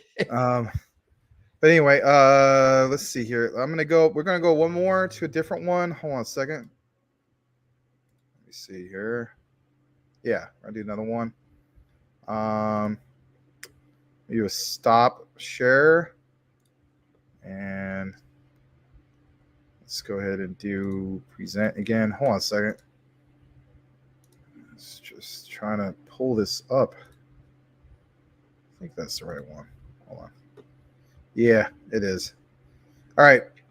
So this is just a regular statement, but I think it's a powerful one. And, I feel like this. So, this person, for instance, Bulldog Brewer states, I get so exhausted seeing people shilling all sorts of new cryptos, right? Heck, you saw it a lot at the end of 2021 going into 2022. But states, not enough hours in the day to research them all. Amen. Yeah. Amen. Thank you. Not. Thank you very much. I mean, come on. There's like, I'm looking at right now. There's like literally 21,208. Apparently we were up to 22,000. Guess what, guys? Literally, about 800 just disappeared. Think about that. You're probably garbage, right? Yeah. So yeah, I wanted to go ahead and share that part. And then on top of it, where it says this, it says, yeah, not enough hours in the day to research them all. I'm pumping the brakes and only going to stick to the ones that have utility now and lots of partners. XRP, XDC, XLM, Algo. Come on, guys. The ISOs, right? So it's just a real simple statement, but a powerful one on top of that. And then there's also this. I'm going to share that to you guys in a second. I agree 100% what he just said right there. I like those comments. Yeah, I mean, it's basic, but you know what? It's it needs to be said. And sometimes the most basic tweets are very, the most powerful ones, in my opinion. I'm going to do another one here I want to share with you guys. Sorry about that. For some reason, on this new thing with StreamYard, sometimes it just does this weird thing. I don't know why. You want me to go through the comments real fast? There's not very many. Yeah, go ahead. All right. Okay, Crypto Mike is laughing. April Cornwell, fireworks are going off for Volt. Fahim, you're welcome, guys. Thank you. Cool Cat Crypto, meow. The Crypto Brad Pitt. Hold on a second. We forgot. You guys, give Fahim the Crypto Talk Now network welcome. Let's all welcome him, especially a newcomer. Are you kidding me? Put your hands together. Yeah. Where's the easiest place to buy XRP in your guys' opinion? Well, in my opinion, it's KuCoin, but I know that a lot of you guys don't like KuCoin. But for me, after KuCoin's a piece of cake. I'm not a big. I have Bitmart, but Bitmart is easy to buy stuff. I'm just not a big fan of Bitmart. So if you want just ease of access, I guess you could say Bitmart. Yeah, Bitmart. Meow. Meow. The Swartz. Calvin. Welcome back, Calvin. Not an XRP holder, but the SEC XRP lawsuit has been entertaining, to say the least. Props to XRP for holding their ground. All right. Everyone's saying lower. So apparently what was on that shelf was an egg timer. Could be. Tim Shea. Like Cool Cat says, those triple X's, XRP, XLM, and XDC. Yep, I hold all of them. May the Schwartz be with you. He looks like the guy from that movie. Sorta. Meow. Meow. Welcome. Welcome. We are a bunch of crazies here, but we are family. Hey, look at this. Legal Aliens here. What's up, fellas? Shout out to Legal Alien. Hey, Legal Alien. Good to see you. Good to see you. Are we at the bottom? Yep. Okay, we are at the bottom. All right, so I'm going to show you guys another one. And let's see here. Yeah, there we go. So let's get this going. And there we go. So there's this piece right here. It says global inflation. Crisis is basically everywhere. Currencies dropping, warning of financial stability. Banks worried. There's a problem. There's a reaction to that. And the solution is basically coming up. But what's that solution? Come on, you guys. ISO 222 compliancy coming literally in a month, right? It says, again, early congratulations to the XRP community. Of course, we have that to the moon icon. It says all the XRP tokens all the XRP tokens that ever will exist have already been created, and Ripple distributes them accordingly to a predetermined schedule. That means no inflation. And I thought that was a pretty interesting statement, because we're always talking about, 2022's inflation and how crappy it is. So I wanted to point that out. I do see I got a DM. Hopefully it's nothing too controversial. Oh God, here we go. Pandora's box. See what's going to happen. Oh, okay. Maybe that's just a regular. All right. I'll read that later. Thank you though. I saw my face on it, so I don't know. But anyway, I just want to share that part with you guys. Let me see. What is this? Who is holding at least one? Okay. How about 10? All right. Well, shout out to Blue or Ricky. He's holding 10 million Terra Luna Classic. We finally made it, guys. We talked about Luna Classic just a little bit. I know that it's not the focus of today's show, but I am going to show you this other thing. And let me just pull it up, because it's actually another video piece with audio. So it needs to be presented a certain way. No way you could hear it, because otherwise it's just going to sound like garbage. And of course you don't want that. Let me pull it up. Here it is. And let's see here. All right. There we go. Yep. I know. It's crazy. It's Tricky Dick. Tricky Dicky. Here we go. So it says full circle 51 years later. And the rolling of the eyes. I saw that little emoji earlier from Mike Cornwell. It says President Nixon announcing the most dramatic changes in financial, economic, and monetary history back in 1971. Now I get it. What is this? Well, getting off the gold standard. But it just pounds home a little bit more, because you know what? If you can't reflect on history and learn from history, then history repeats itself. So let's take a moment just to kind of hear this. And it's only about a minute and a half, but it really pounds home what is happening, currently speaking, when it comes to our banking system and, just like the collapse of, let's face it, like actual cash and fiat basically. So here we go. I'm just going to blow this up. And once again, here's old Tricky Dick himself. I have directed Secretary Connally to suspend temporarily the convertibility of the dollar into gold or other reserve assets, except in amounts and conditions determined to be in the interest of monetary stability and in the best interest of the United States. In full cooperation with the International Monetary Fund and those who trade with us, we will press for the necessary reforms to set up an urgently needed new international monetary system. Stability and equal treatment is in everybody's best interest. I am determined that the American dollar must never again be a hostage in the hands of international speculators. I'm taking one further step to protect the dollar, to improve our balance of payments, and to increase jobs for Americans. As a temporary measure, I am today imposing an additional tax of 10% on goods imported into the United States. This is a better solution for international trade than direct controls on the amount of imports. This import tax is a temporary action. It isn't directed against any other country.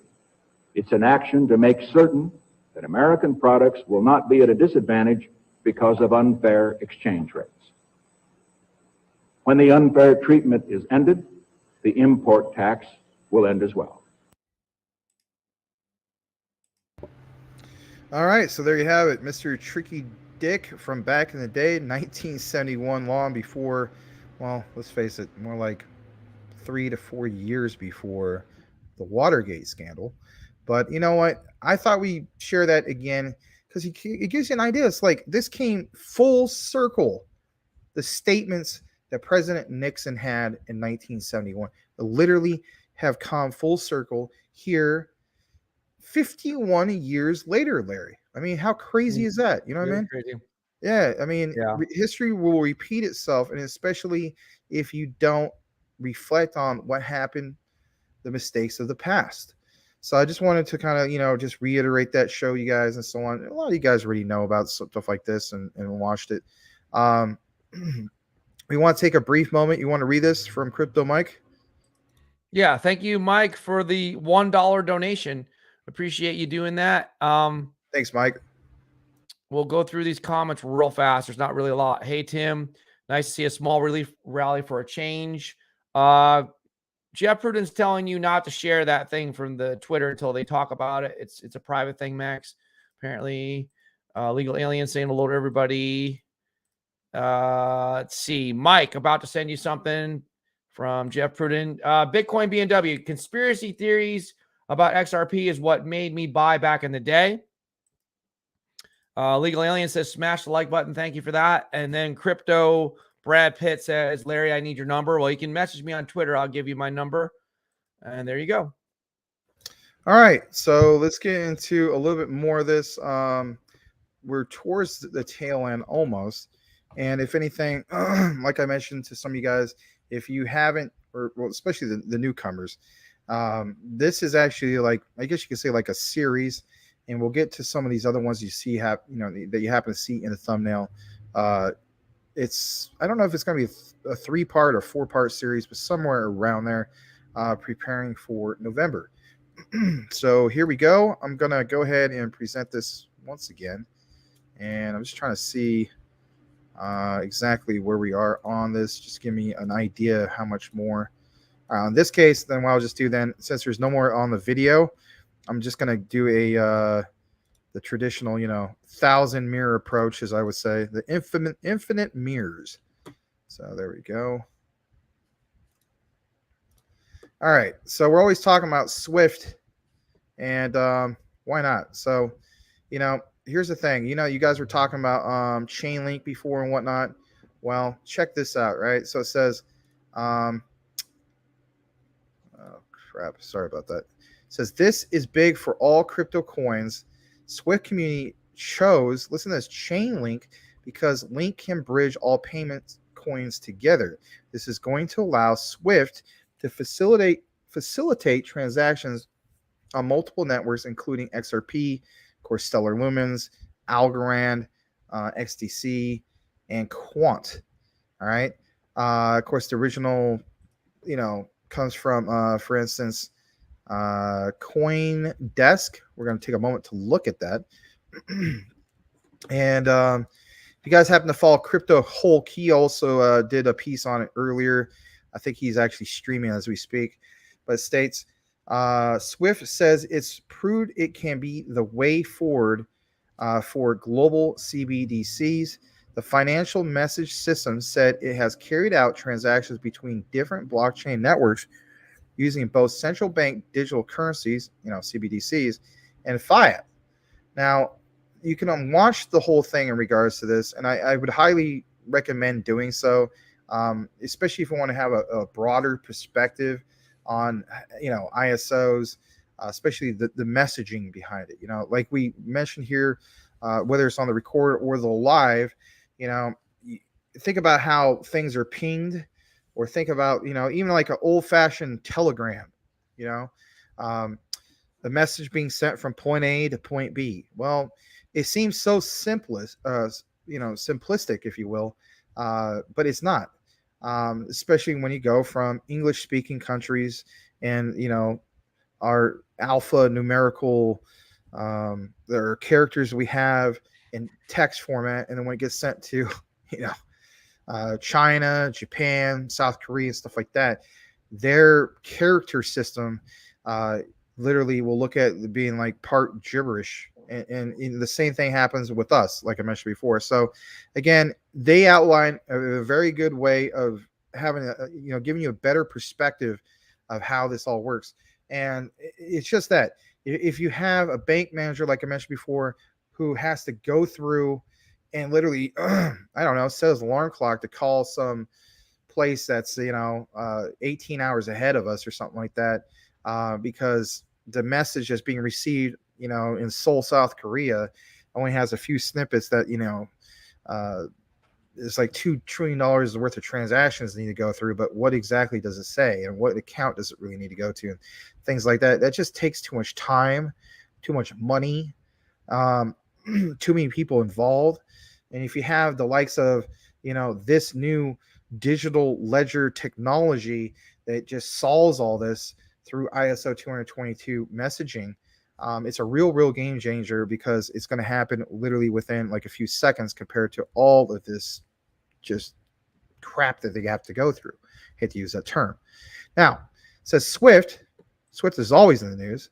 It says a key part of the conventional financial system that helps make cross-border payments between banks has presented a framework for a global central bank digital currency system, claiming to have solved the challenge of interoperability between different networks. Following experiments involving the central banks of France and Germany, as well as HSBC, NatWest, Standard Chartered, UBS, and Wells Fargo, which I have Wells Fargo, Swift said it has carried out transactions between different blockchain networks using both CBDCs and fiat currencies. CBDCs aren't exactly like we know crypto to be, like Bitcoin and so on, but they are cousins that share similar underpinnings. What a way to put it. The distributed ledger system, known as a blockchain that Bitcoin, of course, pioneered. Central banks have for years toyed with the idea of digitizing fiat currencies like the US dollar, and basically which became CBDCs, like it mentions. Amid those central bank experiments, attention has turned to how the CBDCs of different countries could interact when using different networks. Quote, blockchain networks could be interlinked for cross-border payments through a single gateway, Swift said Wednesday. Now listen to this. Swift's new transaction management capabilities could orchestrate all inter-network communication. Again, like I want to point this out, because for some reason, some people just, I don't know, they hear one person say it and they think it's truth. Swift is not going, like they're not getting rid of Swift. Think about how many people work, for Swift many years, and even now, it's not a case of Swift going away. It's just, again, it's upgrading what they have to be much more efficient. So there's this right here. Swift is a messaging system, again, like we were talking about earlier, going from point A to point B with the ISO messaging capabilities. But it states that it supports international bank transactions. Its network is used in more than 200 countries by more than 11,000 financial institutions. And again, this is part of our whole series, if you will, of understanding. So one thing to recommend, this, that, and this when it comes to these ISOs, but it's also understanding from an educational standpoint what it all means. And as I would say, the nitty gritty behind it. When you hear these terms of, retail adoption is not even a drop in the bucket compared to what you'll see from the financial sectors. Institutional money, like it mentions here, financial institutions, that's how we get massive crypto adoption, despite the narrative that it's all focused on retail. This whole narrative that it's focused on retail is false on so many levels. How we get there is literally what you see right here. 200 countries by more than 11,000 financial institutions. If you have even a portion of that switched to ISO 222 compliancy, which we basically know is going to happen, at least 30 of them that I know of by November, and even more in 2023, like a 70 plus and so on, right? This is how the massive wave comes in like a giant, huge tsunami when it comes to the adoption and that huge market cap that everybody claims that it's not going to happen. This is how it happens. I'm not trying to act like I'm a know-it-all or anything like that. I don't have no ego, but I will state this: I'm not the only person that believes that this is going to happen, and this is basically how it will happen. When you hear the terms "the flip of the switch," this is what they're referring to. These particular numbers. You got to start giving yourself more credit, man. You got to develop. You got to not be so humble. No. I'm always going to be humble, and I'm not going to change from that. That's how I was raised. Shout out to my grandparents who raised me like that, my parents and so on. That's part of my core soul. Well, I just would want you never- to get. yeah. I just want you to get credit when credit's due. That's all. Oh, okay. Well, I appreciate that. Yeah, no, I'm a Yeah. very humble person. But anyway, it says here, you know, I want people to see the numbers because, you know, and I will give credit, you know, maybe this is kind of giving him a little bit of ego, and that's fine. We love Mike Cornwell and the Cornwell family. We do. Much love to you guys from the get-go. But one thing I love about Mike is you should get this, put it on a shirt, or window sticker, whatever you want to do. And I love this thing. He had it in one of our recorded videos. And do you remember what it said? If you don't, I'll reiterate.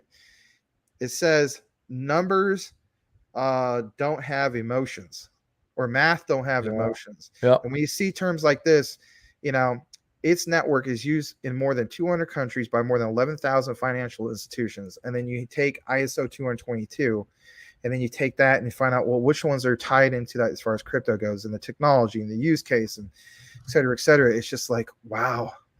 You know, this is, you don't have, even if you're new to all this, like, you can kind of figure it out for yourself. Like, if your crypto is tied to, you know, money and lots of it, it's just like, forget about just, there's this one low market cap, a garbage token that promises utility in 2 years. No, you want to look into some of this. Anyway, so it says there have been suggestions, however, why does it blow up like that? That's one thing I do not like about CoinDesk. Like, it'll blow up like that and you lose your spot. You know what about CoinDesk? You gotta tell them, you naughty little monkeys over at CoinDesk. Says there you have haven't been doing any accents, or you haven't been doing any voices today, Max. I'm still a little bit hoarse in a way, but anyway, it says there have been suggestions. However, what happened is because that dust storm kind of messed me up a little bit. So it says there have been suggestions, however, that digital currencies in the form of crypto stablecoins or CBDCs could turn SWIFT into an also dash ran.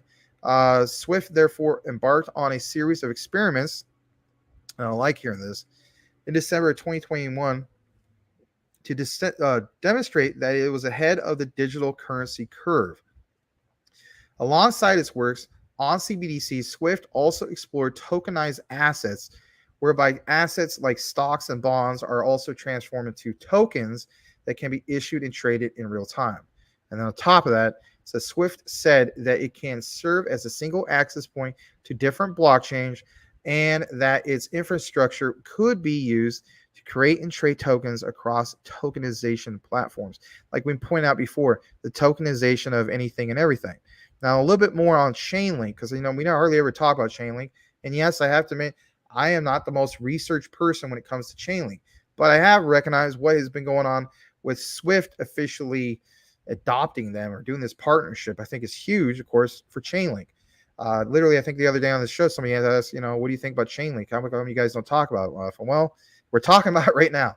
So it says CoinDesk recently reported that SWIFT was working with Chainlink, which is a provider, it says, of price feeds and other data to blockchains on cross-chain interoperability protocol to facilitate token transfers across all blockchain networks. Kind of reminds you what's going on with Quant.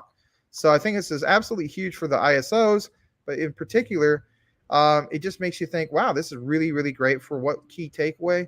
Chainlink. And I thought, you know what? Now's the time to talk a little bit about, you know, at least a positive catalyst for Chainlink. We'll kick it into a couple more things we want to talk about in this particular series, a part 2 of preparing for November. Thanks for so much to you guys who are here tonight. I know it's not the training thing, but you know what? Something I want to give a shout out to every single one of you guys who are here tonight and recognize the real power players in crypto. Let's face it, guys. You know it. I know it. Hopefully, Larry knows it. And that is this. You're going to see all of this bandwagon of content creators covering these ISOs soon. I will guarantee that. I don't guarantee a lot of things. I will guarantee that. So back to you, Larry. Question for the crypto professor. Does this mean that the ISO, does this mean that Chainlink is ISO 2022 compliant? That's a great question. That's an absolute great question. As you guys know, I am not researched enough when it comes to Chainlink. We need somebody. Come on, let's get the fire going. We still got more crypto talk now for you all. Let's get our community members involved. Let's get our sideline reporters from Crypto Talk Now going. Let's get the reporting going. Let's hear from you, the wonderful community. Is Chainlink leaning towards ISO 222 to be compliant? Is it one of the official ones? I don't know. I want to hear from you. And of course, like we mentioned, somebody mentioned the other day, hey, how come you guys don't talk about Chainlink? Do you know what? Hey, there it goes. If that isn't something to make you think more or research more about Chainlink, I don't know what to tell you. It is definitely turned me on to it. I've had Chainlink saved in my watch list for the longest time, but like I mentioned, it didn't do much. And the ones that do much are always what I'm going to refer to. And I guess this will be my window sticker. Remember, I mentioned this to the Cornwells, and that is the crypto trifecta. You know, supply, demand, what's trending. That's the magic formula to get things really, really going, and especially in a bear market, right? We saw, of course, last year in the bull market with Shiba Inu. We're seeing it in the bear market with Luna Classic. And so my thing is just that, you know what, when it comes to Chainlink, it's just, you know, it obviously has some kind of utility, but it wasn't trending. Is this the positive cows to get it trending? Let me know. Share with us. We'd love to hear from you. Back to you, Larry. This one really stands out. We have a cheerleader. I think we're going to appoint Mrs. Michael April Cornwell as the official Crypto Talk Now Network family cheerleader. This is a really good idea. I hope that she does this for real. I really mean it sincerely. She says, I'm going to make us all shirts that say that numbers don't have feelings. That would be a great shirt. I love it. Yeah, let's do it. And on the front, she's going to put y'all's little name on the pocket, laugh out loud. Well, I think what you can do is put the Crypto Talk Now right on the front. Crypto Talk Now shirts on the front. So that would be cool. I think you should really make it. I think you should take a picture of yourself wearing the shirt and post it on Twitter. And I think it would get us some more recognition out there. She also says hashtag power players. Power players. And also meow. By the way, cool looking avatar. April looks good. Yeah, it's different. She changed it. I can but PM me on Twitter, y'all sizes and addresses. Well, just you wear the shirt, and that would be even better. So, yeah, we need to get our own. I was thinking about that. You know, forget the whole thing of like, you know, oh, I need to wear Shiba Inu hat or whatever. You know what? Maybe we should just get some like Crypto Talk Now stuff, and then it sparks conversation. Like, what's that? Or even if a person doesn't even ask us because they're too shy, you know, they'll be like, oh, I'm going to look that up. Do you think I should start? Should I get? Here's the thing. In another business that I used to have, I have a lady that we know. It's a family friend of ours, and she comes. I know her and her husband, and she actually makes for a living. She's a stay-at-home mom, but she also makes all like T-shirts and promotional hats and stuff. Actually, doesn't make the hats, but I need to get it embroidered. Should I get an embroidered Crypto Talk Now hat for both of us and have her make the shirts? I've thought about it for months. I just never did it. Well, here's the thing. Here's it's kind of an embarrassing thing that I'll mention. So I think I mentioned this with Edward on the post show. So my mom, God, I miss her so much. I mean, she passed away 3 years ago, as you guys know, but she was pregnant with me originally for 10 and a half months. I mean, it was bad. Yeah. So I guess you could say I'm an over mature baby. Like I was afraid of the world. I don't want to come out, you know, it's a bad place. And so not coming through the birth canal, like I have a huge head. So I have to have the biggest baseball hat they make, man, size 8. And so I don't look really too great in a baseball hat. I'll just be honest. Maybe we can get you like a beanie or one of those things. I don't like a beanie either, but the only hat that looks good on me for some reason is like a fedora or like a Panama hat. Yeah, like what you saw before. So it probably have to be something like that. Or we could just get you a shirt if you don't want to wear absolutely. Yeah, I'm not really I don't look good in a baseball hat, man. I look horrible. So all right, Touche. Hey, Boomer. All right, so let's keep going. Boomer F and Sooner, welcome back. He wants you to start over. No way. Forget that, man. All right, let's keep going. I did get the message. I just can't read it too closely right now. April Cornwell, Boomer F and Sooner. Yo, April. All right, there you go. Max needs to dress like RH. Who's RH? Oh, Robin Hood? No. Who's RH? Robin Hood? Maybe. April Cornwell. Yo, I can imagine Max's accent saying that. So definitely, please, April, I'm really serious. Please make the shirt. Any guys or ladies want to make their own shirts? And this is crazy. Instead of you buying merch from us, just make your own freaking merch and post it on Twitter. We'll also have our own official merch. It won't be official, but it'll be cool because you would have made it. All right, so let's go. I want a shirt. Mike's wife, he says, April, make Jeff Pruden a shirt too, apparently. It could be 222. All right, meow, me too. Oh, also, see that? They all want shirts. We'll have to make our own shirts, I guess. We have a store for merchandise, but we just never finished making the merch.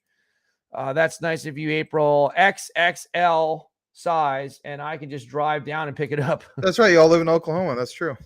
Crypto Mike, the bass player for Saliva, loves one Shawnee as well. Laugh out loud. Lives in. All right. Okay, Boomer. They're laughing. Bah. Okay, Boomer. So is Gordon Cooper.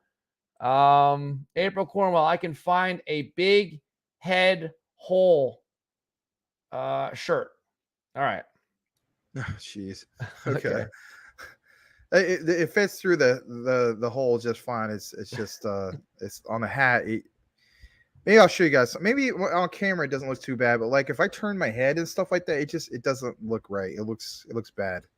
You know, it's really funny. I never, with this, I never made one business card. I never made any merch. Literally, I should just, get some merch. I really should wear our shirts. I should get you one too, Max. Okay. Brad Pitt is a solid Sooner fan. Hey, I'm going to be right back. I don't know if you have any more news to talk, but I have to. Yeah, I'm just going to share a couple. I've been drinking too much water, tea, coffee. That's all right. I understand. I mean, you gotta go. You gotta go. Better than being miserable. Well, you guys, I'm going to go share a couple more things with you. And it's regards to the whole thing, again, just kind of reiterating this thing with Swift. It's kind of like what you just basically saw, but give me just a second. Yeah. All right, here we go. So just going to share this thing again. There's an upgrade on StreamYard. I know you're thinking, well, what's he doing? Well, it's called getting used to the upgrade. All right. So, of course, we saw this one with CoinDesk, right? In regards to the whole thing with CBDCs and Swift and so on. And, of course, there's this one. It says, this payments giant Swift preparing for a blockchain-bound future. And it's just kind of reiterating what we just basically saw. But there's a few key things I wanted to point out. So, it says Swift is a payments colossus, which it is. And again, just reiterating this, it operates across more than 200 countries, has 11,000 plus financial institution clients, transmits some 8.4 billion financial messages every year. Now, of course, that wasn't listed in the other article, but if anything, it's just that you have to realize how significant this whole thing with ISO 222 messaging. And of course, we talk about the whole thing about being compliant, but I think the messaging, people haven't really fathomed that 100%. They don't quite understand like just how valuable that is in itself. Not having to, again, be that bank manager who has to literally, get up and set his alarm clock because, he can't just go into the bank like normal and call up the other guy on the other side. I mean, yeah, they get a message, right? Just kind of the same concept. If you think about like with the fax machine message, I remember working in a corporate American business, working in like a cubicle and so on, and working in customer service, and you get a fax, right? And it's in a different language, right? Like let's say it's like in Mandarin. It's like I don't know what the heck this means, so I have to get somebody to kind of decipher it. Or I had to give a phone call back there. Hey, does anybody speak English at your office? Think about how much time and resources and other things I could have been doing. Well, that's just on such a minute scale compared to, trillions of dollars, right? But if you can have a system that just, goes through all that almost instantaneous. Let's face it, it's not a blink of an eye, but literally, let's say the finalization was 30 seconds. Really? You're going to solve all of that in 30 seconds or under? And it's going to tell me everything I need to know? and I don't have to make any call to anybody. That is tremendous. And if you can't understand how the utility of what your the tech is behind that and it's tied into crypto, then you need to. And I think this is where having the firm understanding of how your cryptos are tied into this and the value behind it, that's where it comes along. And that's why me personally, I'm passionate about all this, and rightfully so. I'm going to continue to talk about this. Yeah, I get burned out just like anybody when it comes to a lot of things. It is a grind. But you know what? There become a time like, Jeff Prudence, he wants to buy an island. I think that's awesome. You know what I mean? Like, whether he's serious about that or not. If he is serious about it, that is awesome. For me personally, we all have our own goals. I mean, for me personally, it's not just making like a few $1 million. Like, literally, like, I wouldn't mind, approaching like $1 billion or something like that, and I'm not going to get there by just, investing just a little bit here and a little bit there. Like, I'm literally, you guys heard me months ago about the whole thing of like 40 different ones in my portfolio. Like, I'm approaching now 50. And the way I look at it is basically jumping the gun on a lot of this stuff, jumping the gun as far as researching a lot of it, and understanding just exactly, where it's not just limited to, cross-border payments. That's the big player of it all.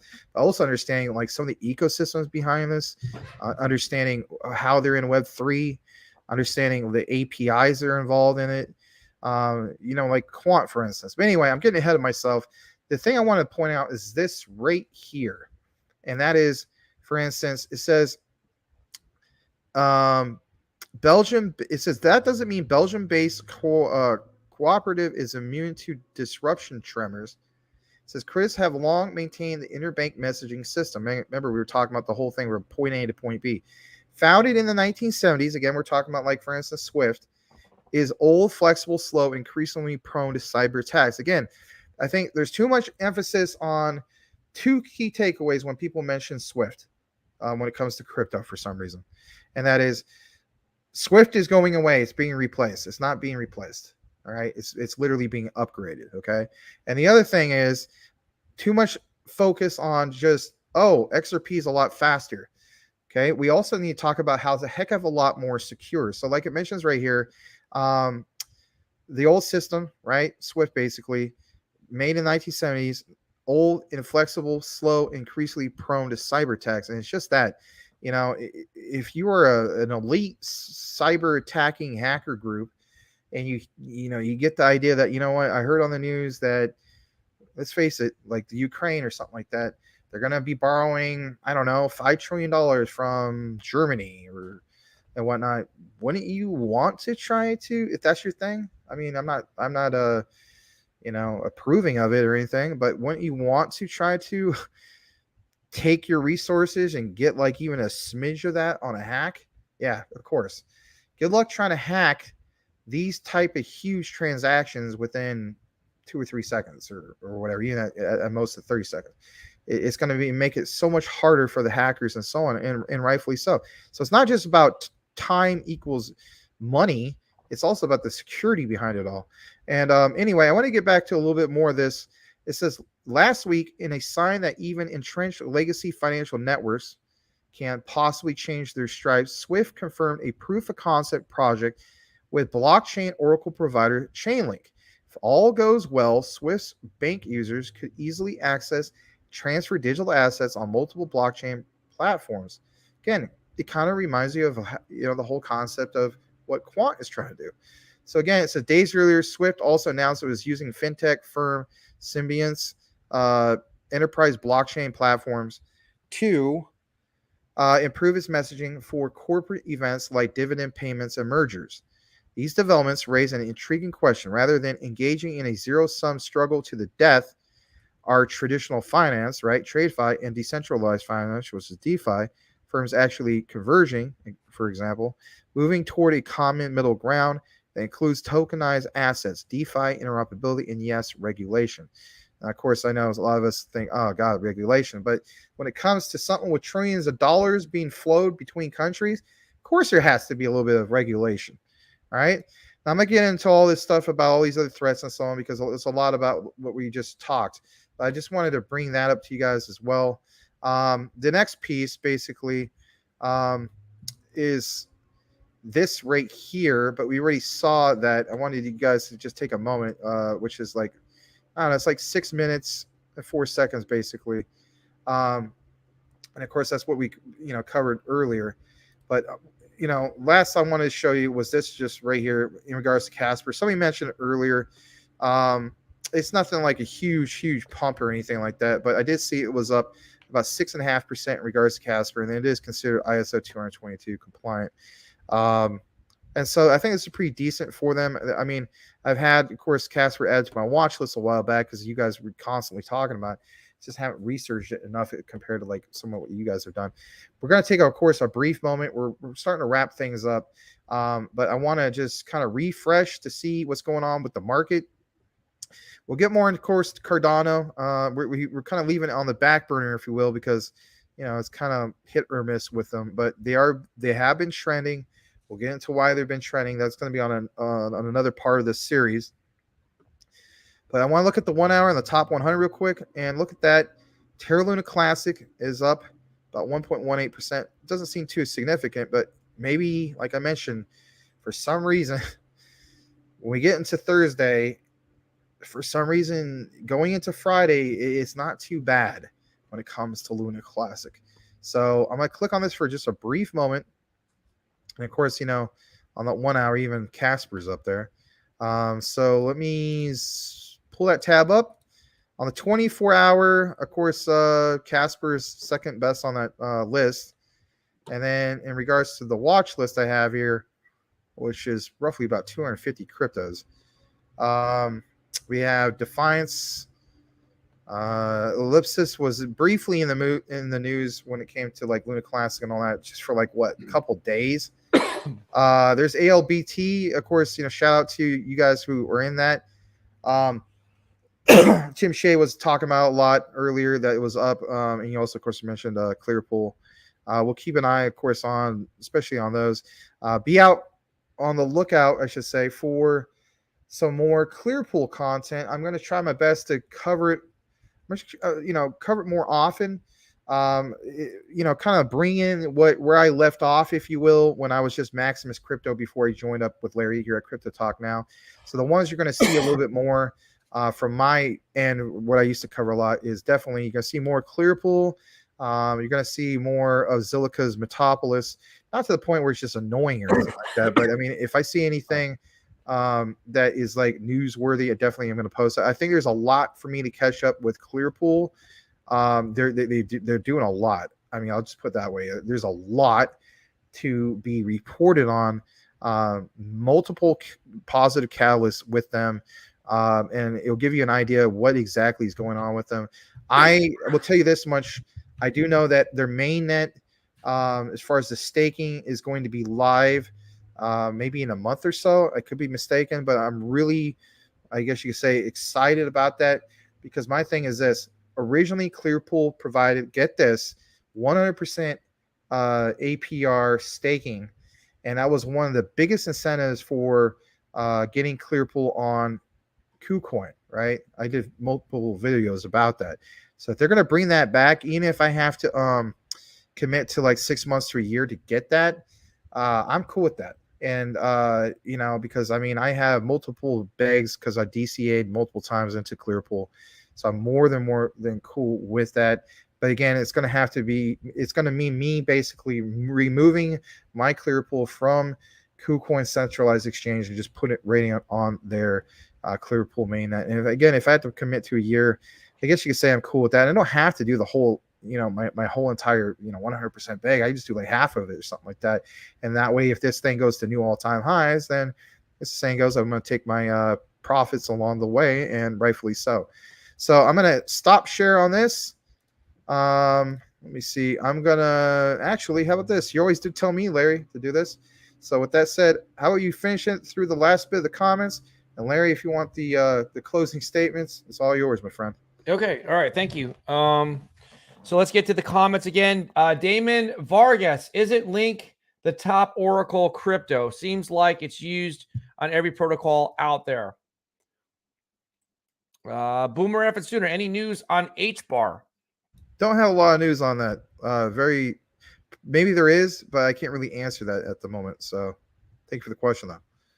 Crypto Mike, this bull run got a lot of investors that are educated thanks to shows like this one. That means a lot coming for you, my friend. Thank you so much. The Crypto Brad Pitt, Mike, it's done. We about to be rich. Guys, big news coming for the CTN family. Yeah, we do have big news in regards to that. Thank you. Put your hands together. Here's somebody new. Linwa, thank you for being here. I got the Gratitude Rock. Is Algorand a good buy? He asks. Yeah, I would definitely say it's a good buy. I'm not fully researched on it compared to other of the ISOs. I need to be, and I will here probably within the next week or so, because I get, as a teacher, I get this thing called fall break that we never got when we were kids. What's up with that? How come we never got a fall break anyway? Yeah. But yeah, I'm looking to research it more.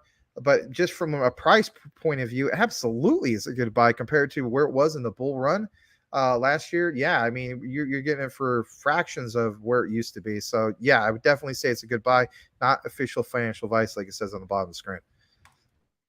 The Crypto Brad Pitt, I feel good about Algo. Edward Vincent, Cointelegraph ad on Swift page has info on crypto swag made for you. Meow, meow, meow. Andrew Braba, thoughts on B-Rise? I'll just make it real brief. Don't know enough about it still, but we have some members of our community who vouch for it, who like it. I will say shout out to Todd, aka Common Sense, not Rich, our own Common Sense. You know, he's a good guy too. Again, I haven't seen it verified, but the consensus is that B-Rise has the fastest blockchain out there, faster than Solana, that's an amazing in itself, because last I checked, Solana is supposed to be up to 20,000 transactions per second, that's just insane. Again, I need to go on YouTube and see if there's anybody literally took a recording of this to prove that, because I mean, it's part of like, quote unquote fact checking, not political fact checking, but just, the proof. But that's the consensus, that's supposed to be just that. And if that really is the case, I mean, give it some time and just hold on to it. It could be a huge powerhouse player, even though it has, currently speaking, a low market cap. And of course, they have a pretty decent sized community. That is all I know about it, because I have not took a deep dive into it. So, but thank you for it. That question. And by the way, consider changing your avatar to something that speaks more about who you are and what you're all about. We'd like to learn more about you. Thank you for joining us tonight, by the way. Really, really appreciate it. And guys, if you haven't done so already, guys and girls, give Andrew Braba the Crypto Talk Now, the CTN warm welcome. Would really appreciate it. Thank you. Thank you. Welcome. Meow. Bitcoin BMW says when it works. He might be referring to B-Rise. All right, so I'll kind of had the last word here to wrap it up. So I want to just a couple quick programming notes here. So October 21st, 2022, just coming up soon here, is our official 1-year anniversary for our Crypto Talk Now network. And we're going to have a celebration that day. So if you guys can tell everybody, 9 p.m. Eastern Standard Time, we will start on time that day. It's a Friday. Just tell everybody to make sure they come to that show. It'll be a special one. We won't going to tell you who's going to be on or what it's going to be about, but it'll be a special show to celebrate. Max and I will definitely be there, and there'll be some other people on. We're going to start inviting some people tomorrow, and I'm going to reach out to people tomorrow about that. So also, if you guys can start sharing this show a little bit more, like on Twitter, when Max is doing a great job putting the show up ahead of time. When you see that link, if you can just grab the link off of YouTube and share it on your Twitter accounts, share it on your Facebook pages, anything that you have that's social media related, if you could just share this show, because we really, would like to get back. I thought we would be a lot further ahead coming up on 1 year than we are now, but it's okay. It is what it is. We've learned a lot. We've met some great people. We have a strong community. It's not as big of a community as I thought it would be, but I think we can get there. If you could just help us, we'd like to see consistently 100 people here live. I don't think that's too much to ask. We were doing that easily before. With that said, we're going to be back again. Tomorrow's Thursday for the Max and Larry Show, 9 p.m. Eastern Standard Time. Thank you so much for watching. And we are still looking, by the way, the other program, I just remembered. We're looking for more content creators. If anybody wants to make recorded videos, or if you want to do a live show on this network, just contact one of us on Twitter. I know that Edward Vincent is working on making some videos. And Max and I are, of course, making videos. So look out for some more videos from us coming soon. Mine will be on a little later tonight. So thank you so much. Boomer F and Sooner says adios, and we'll see you again tomorrow, 9 p.m. Eastern. Thank you. Thanks, everybody. Have a great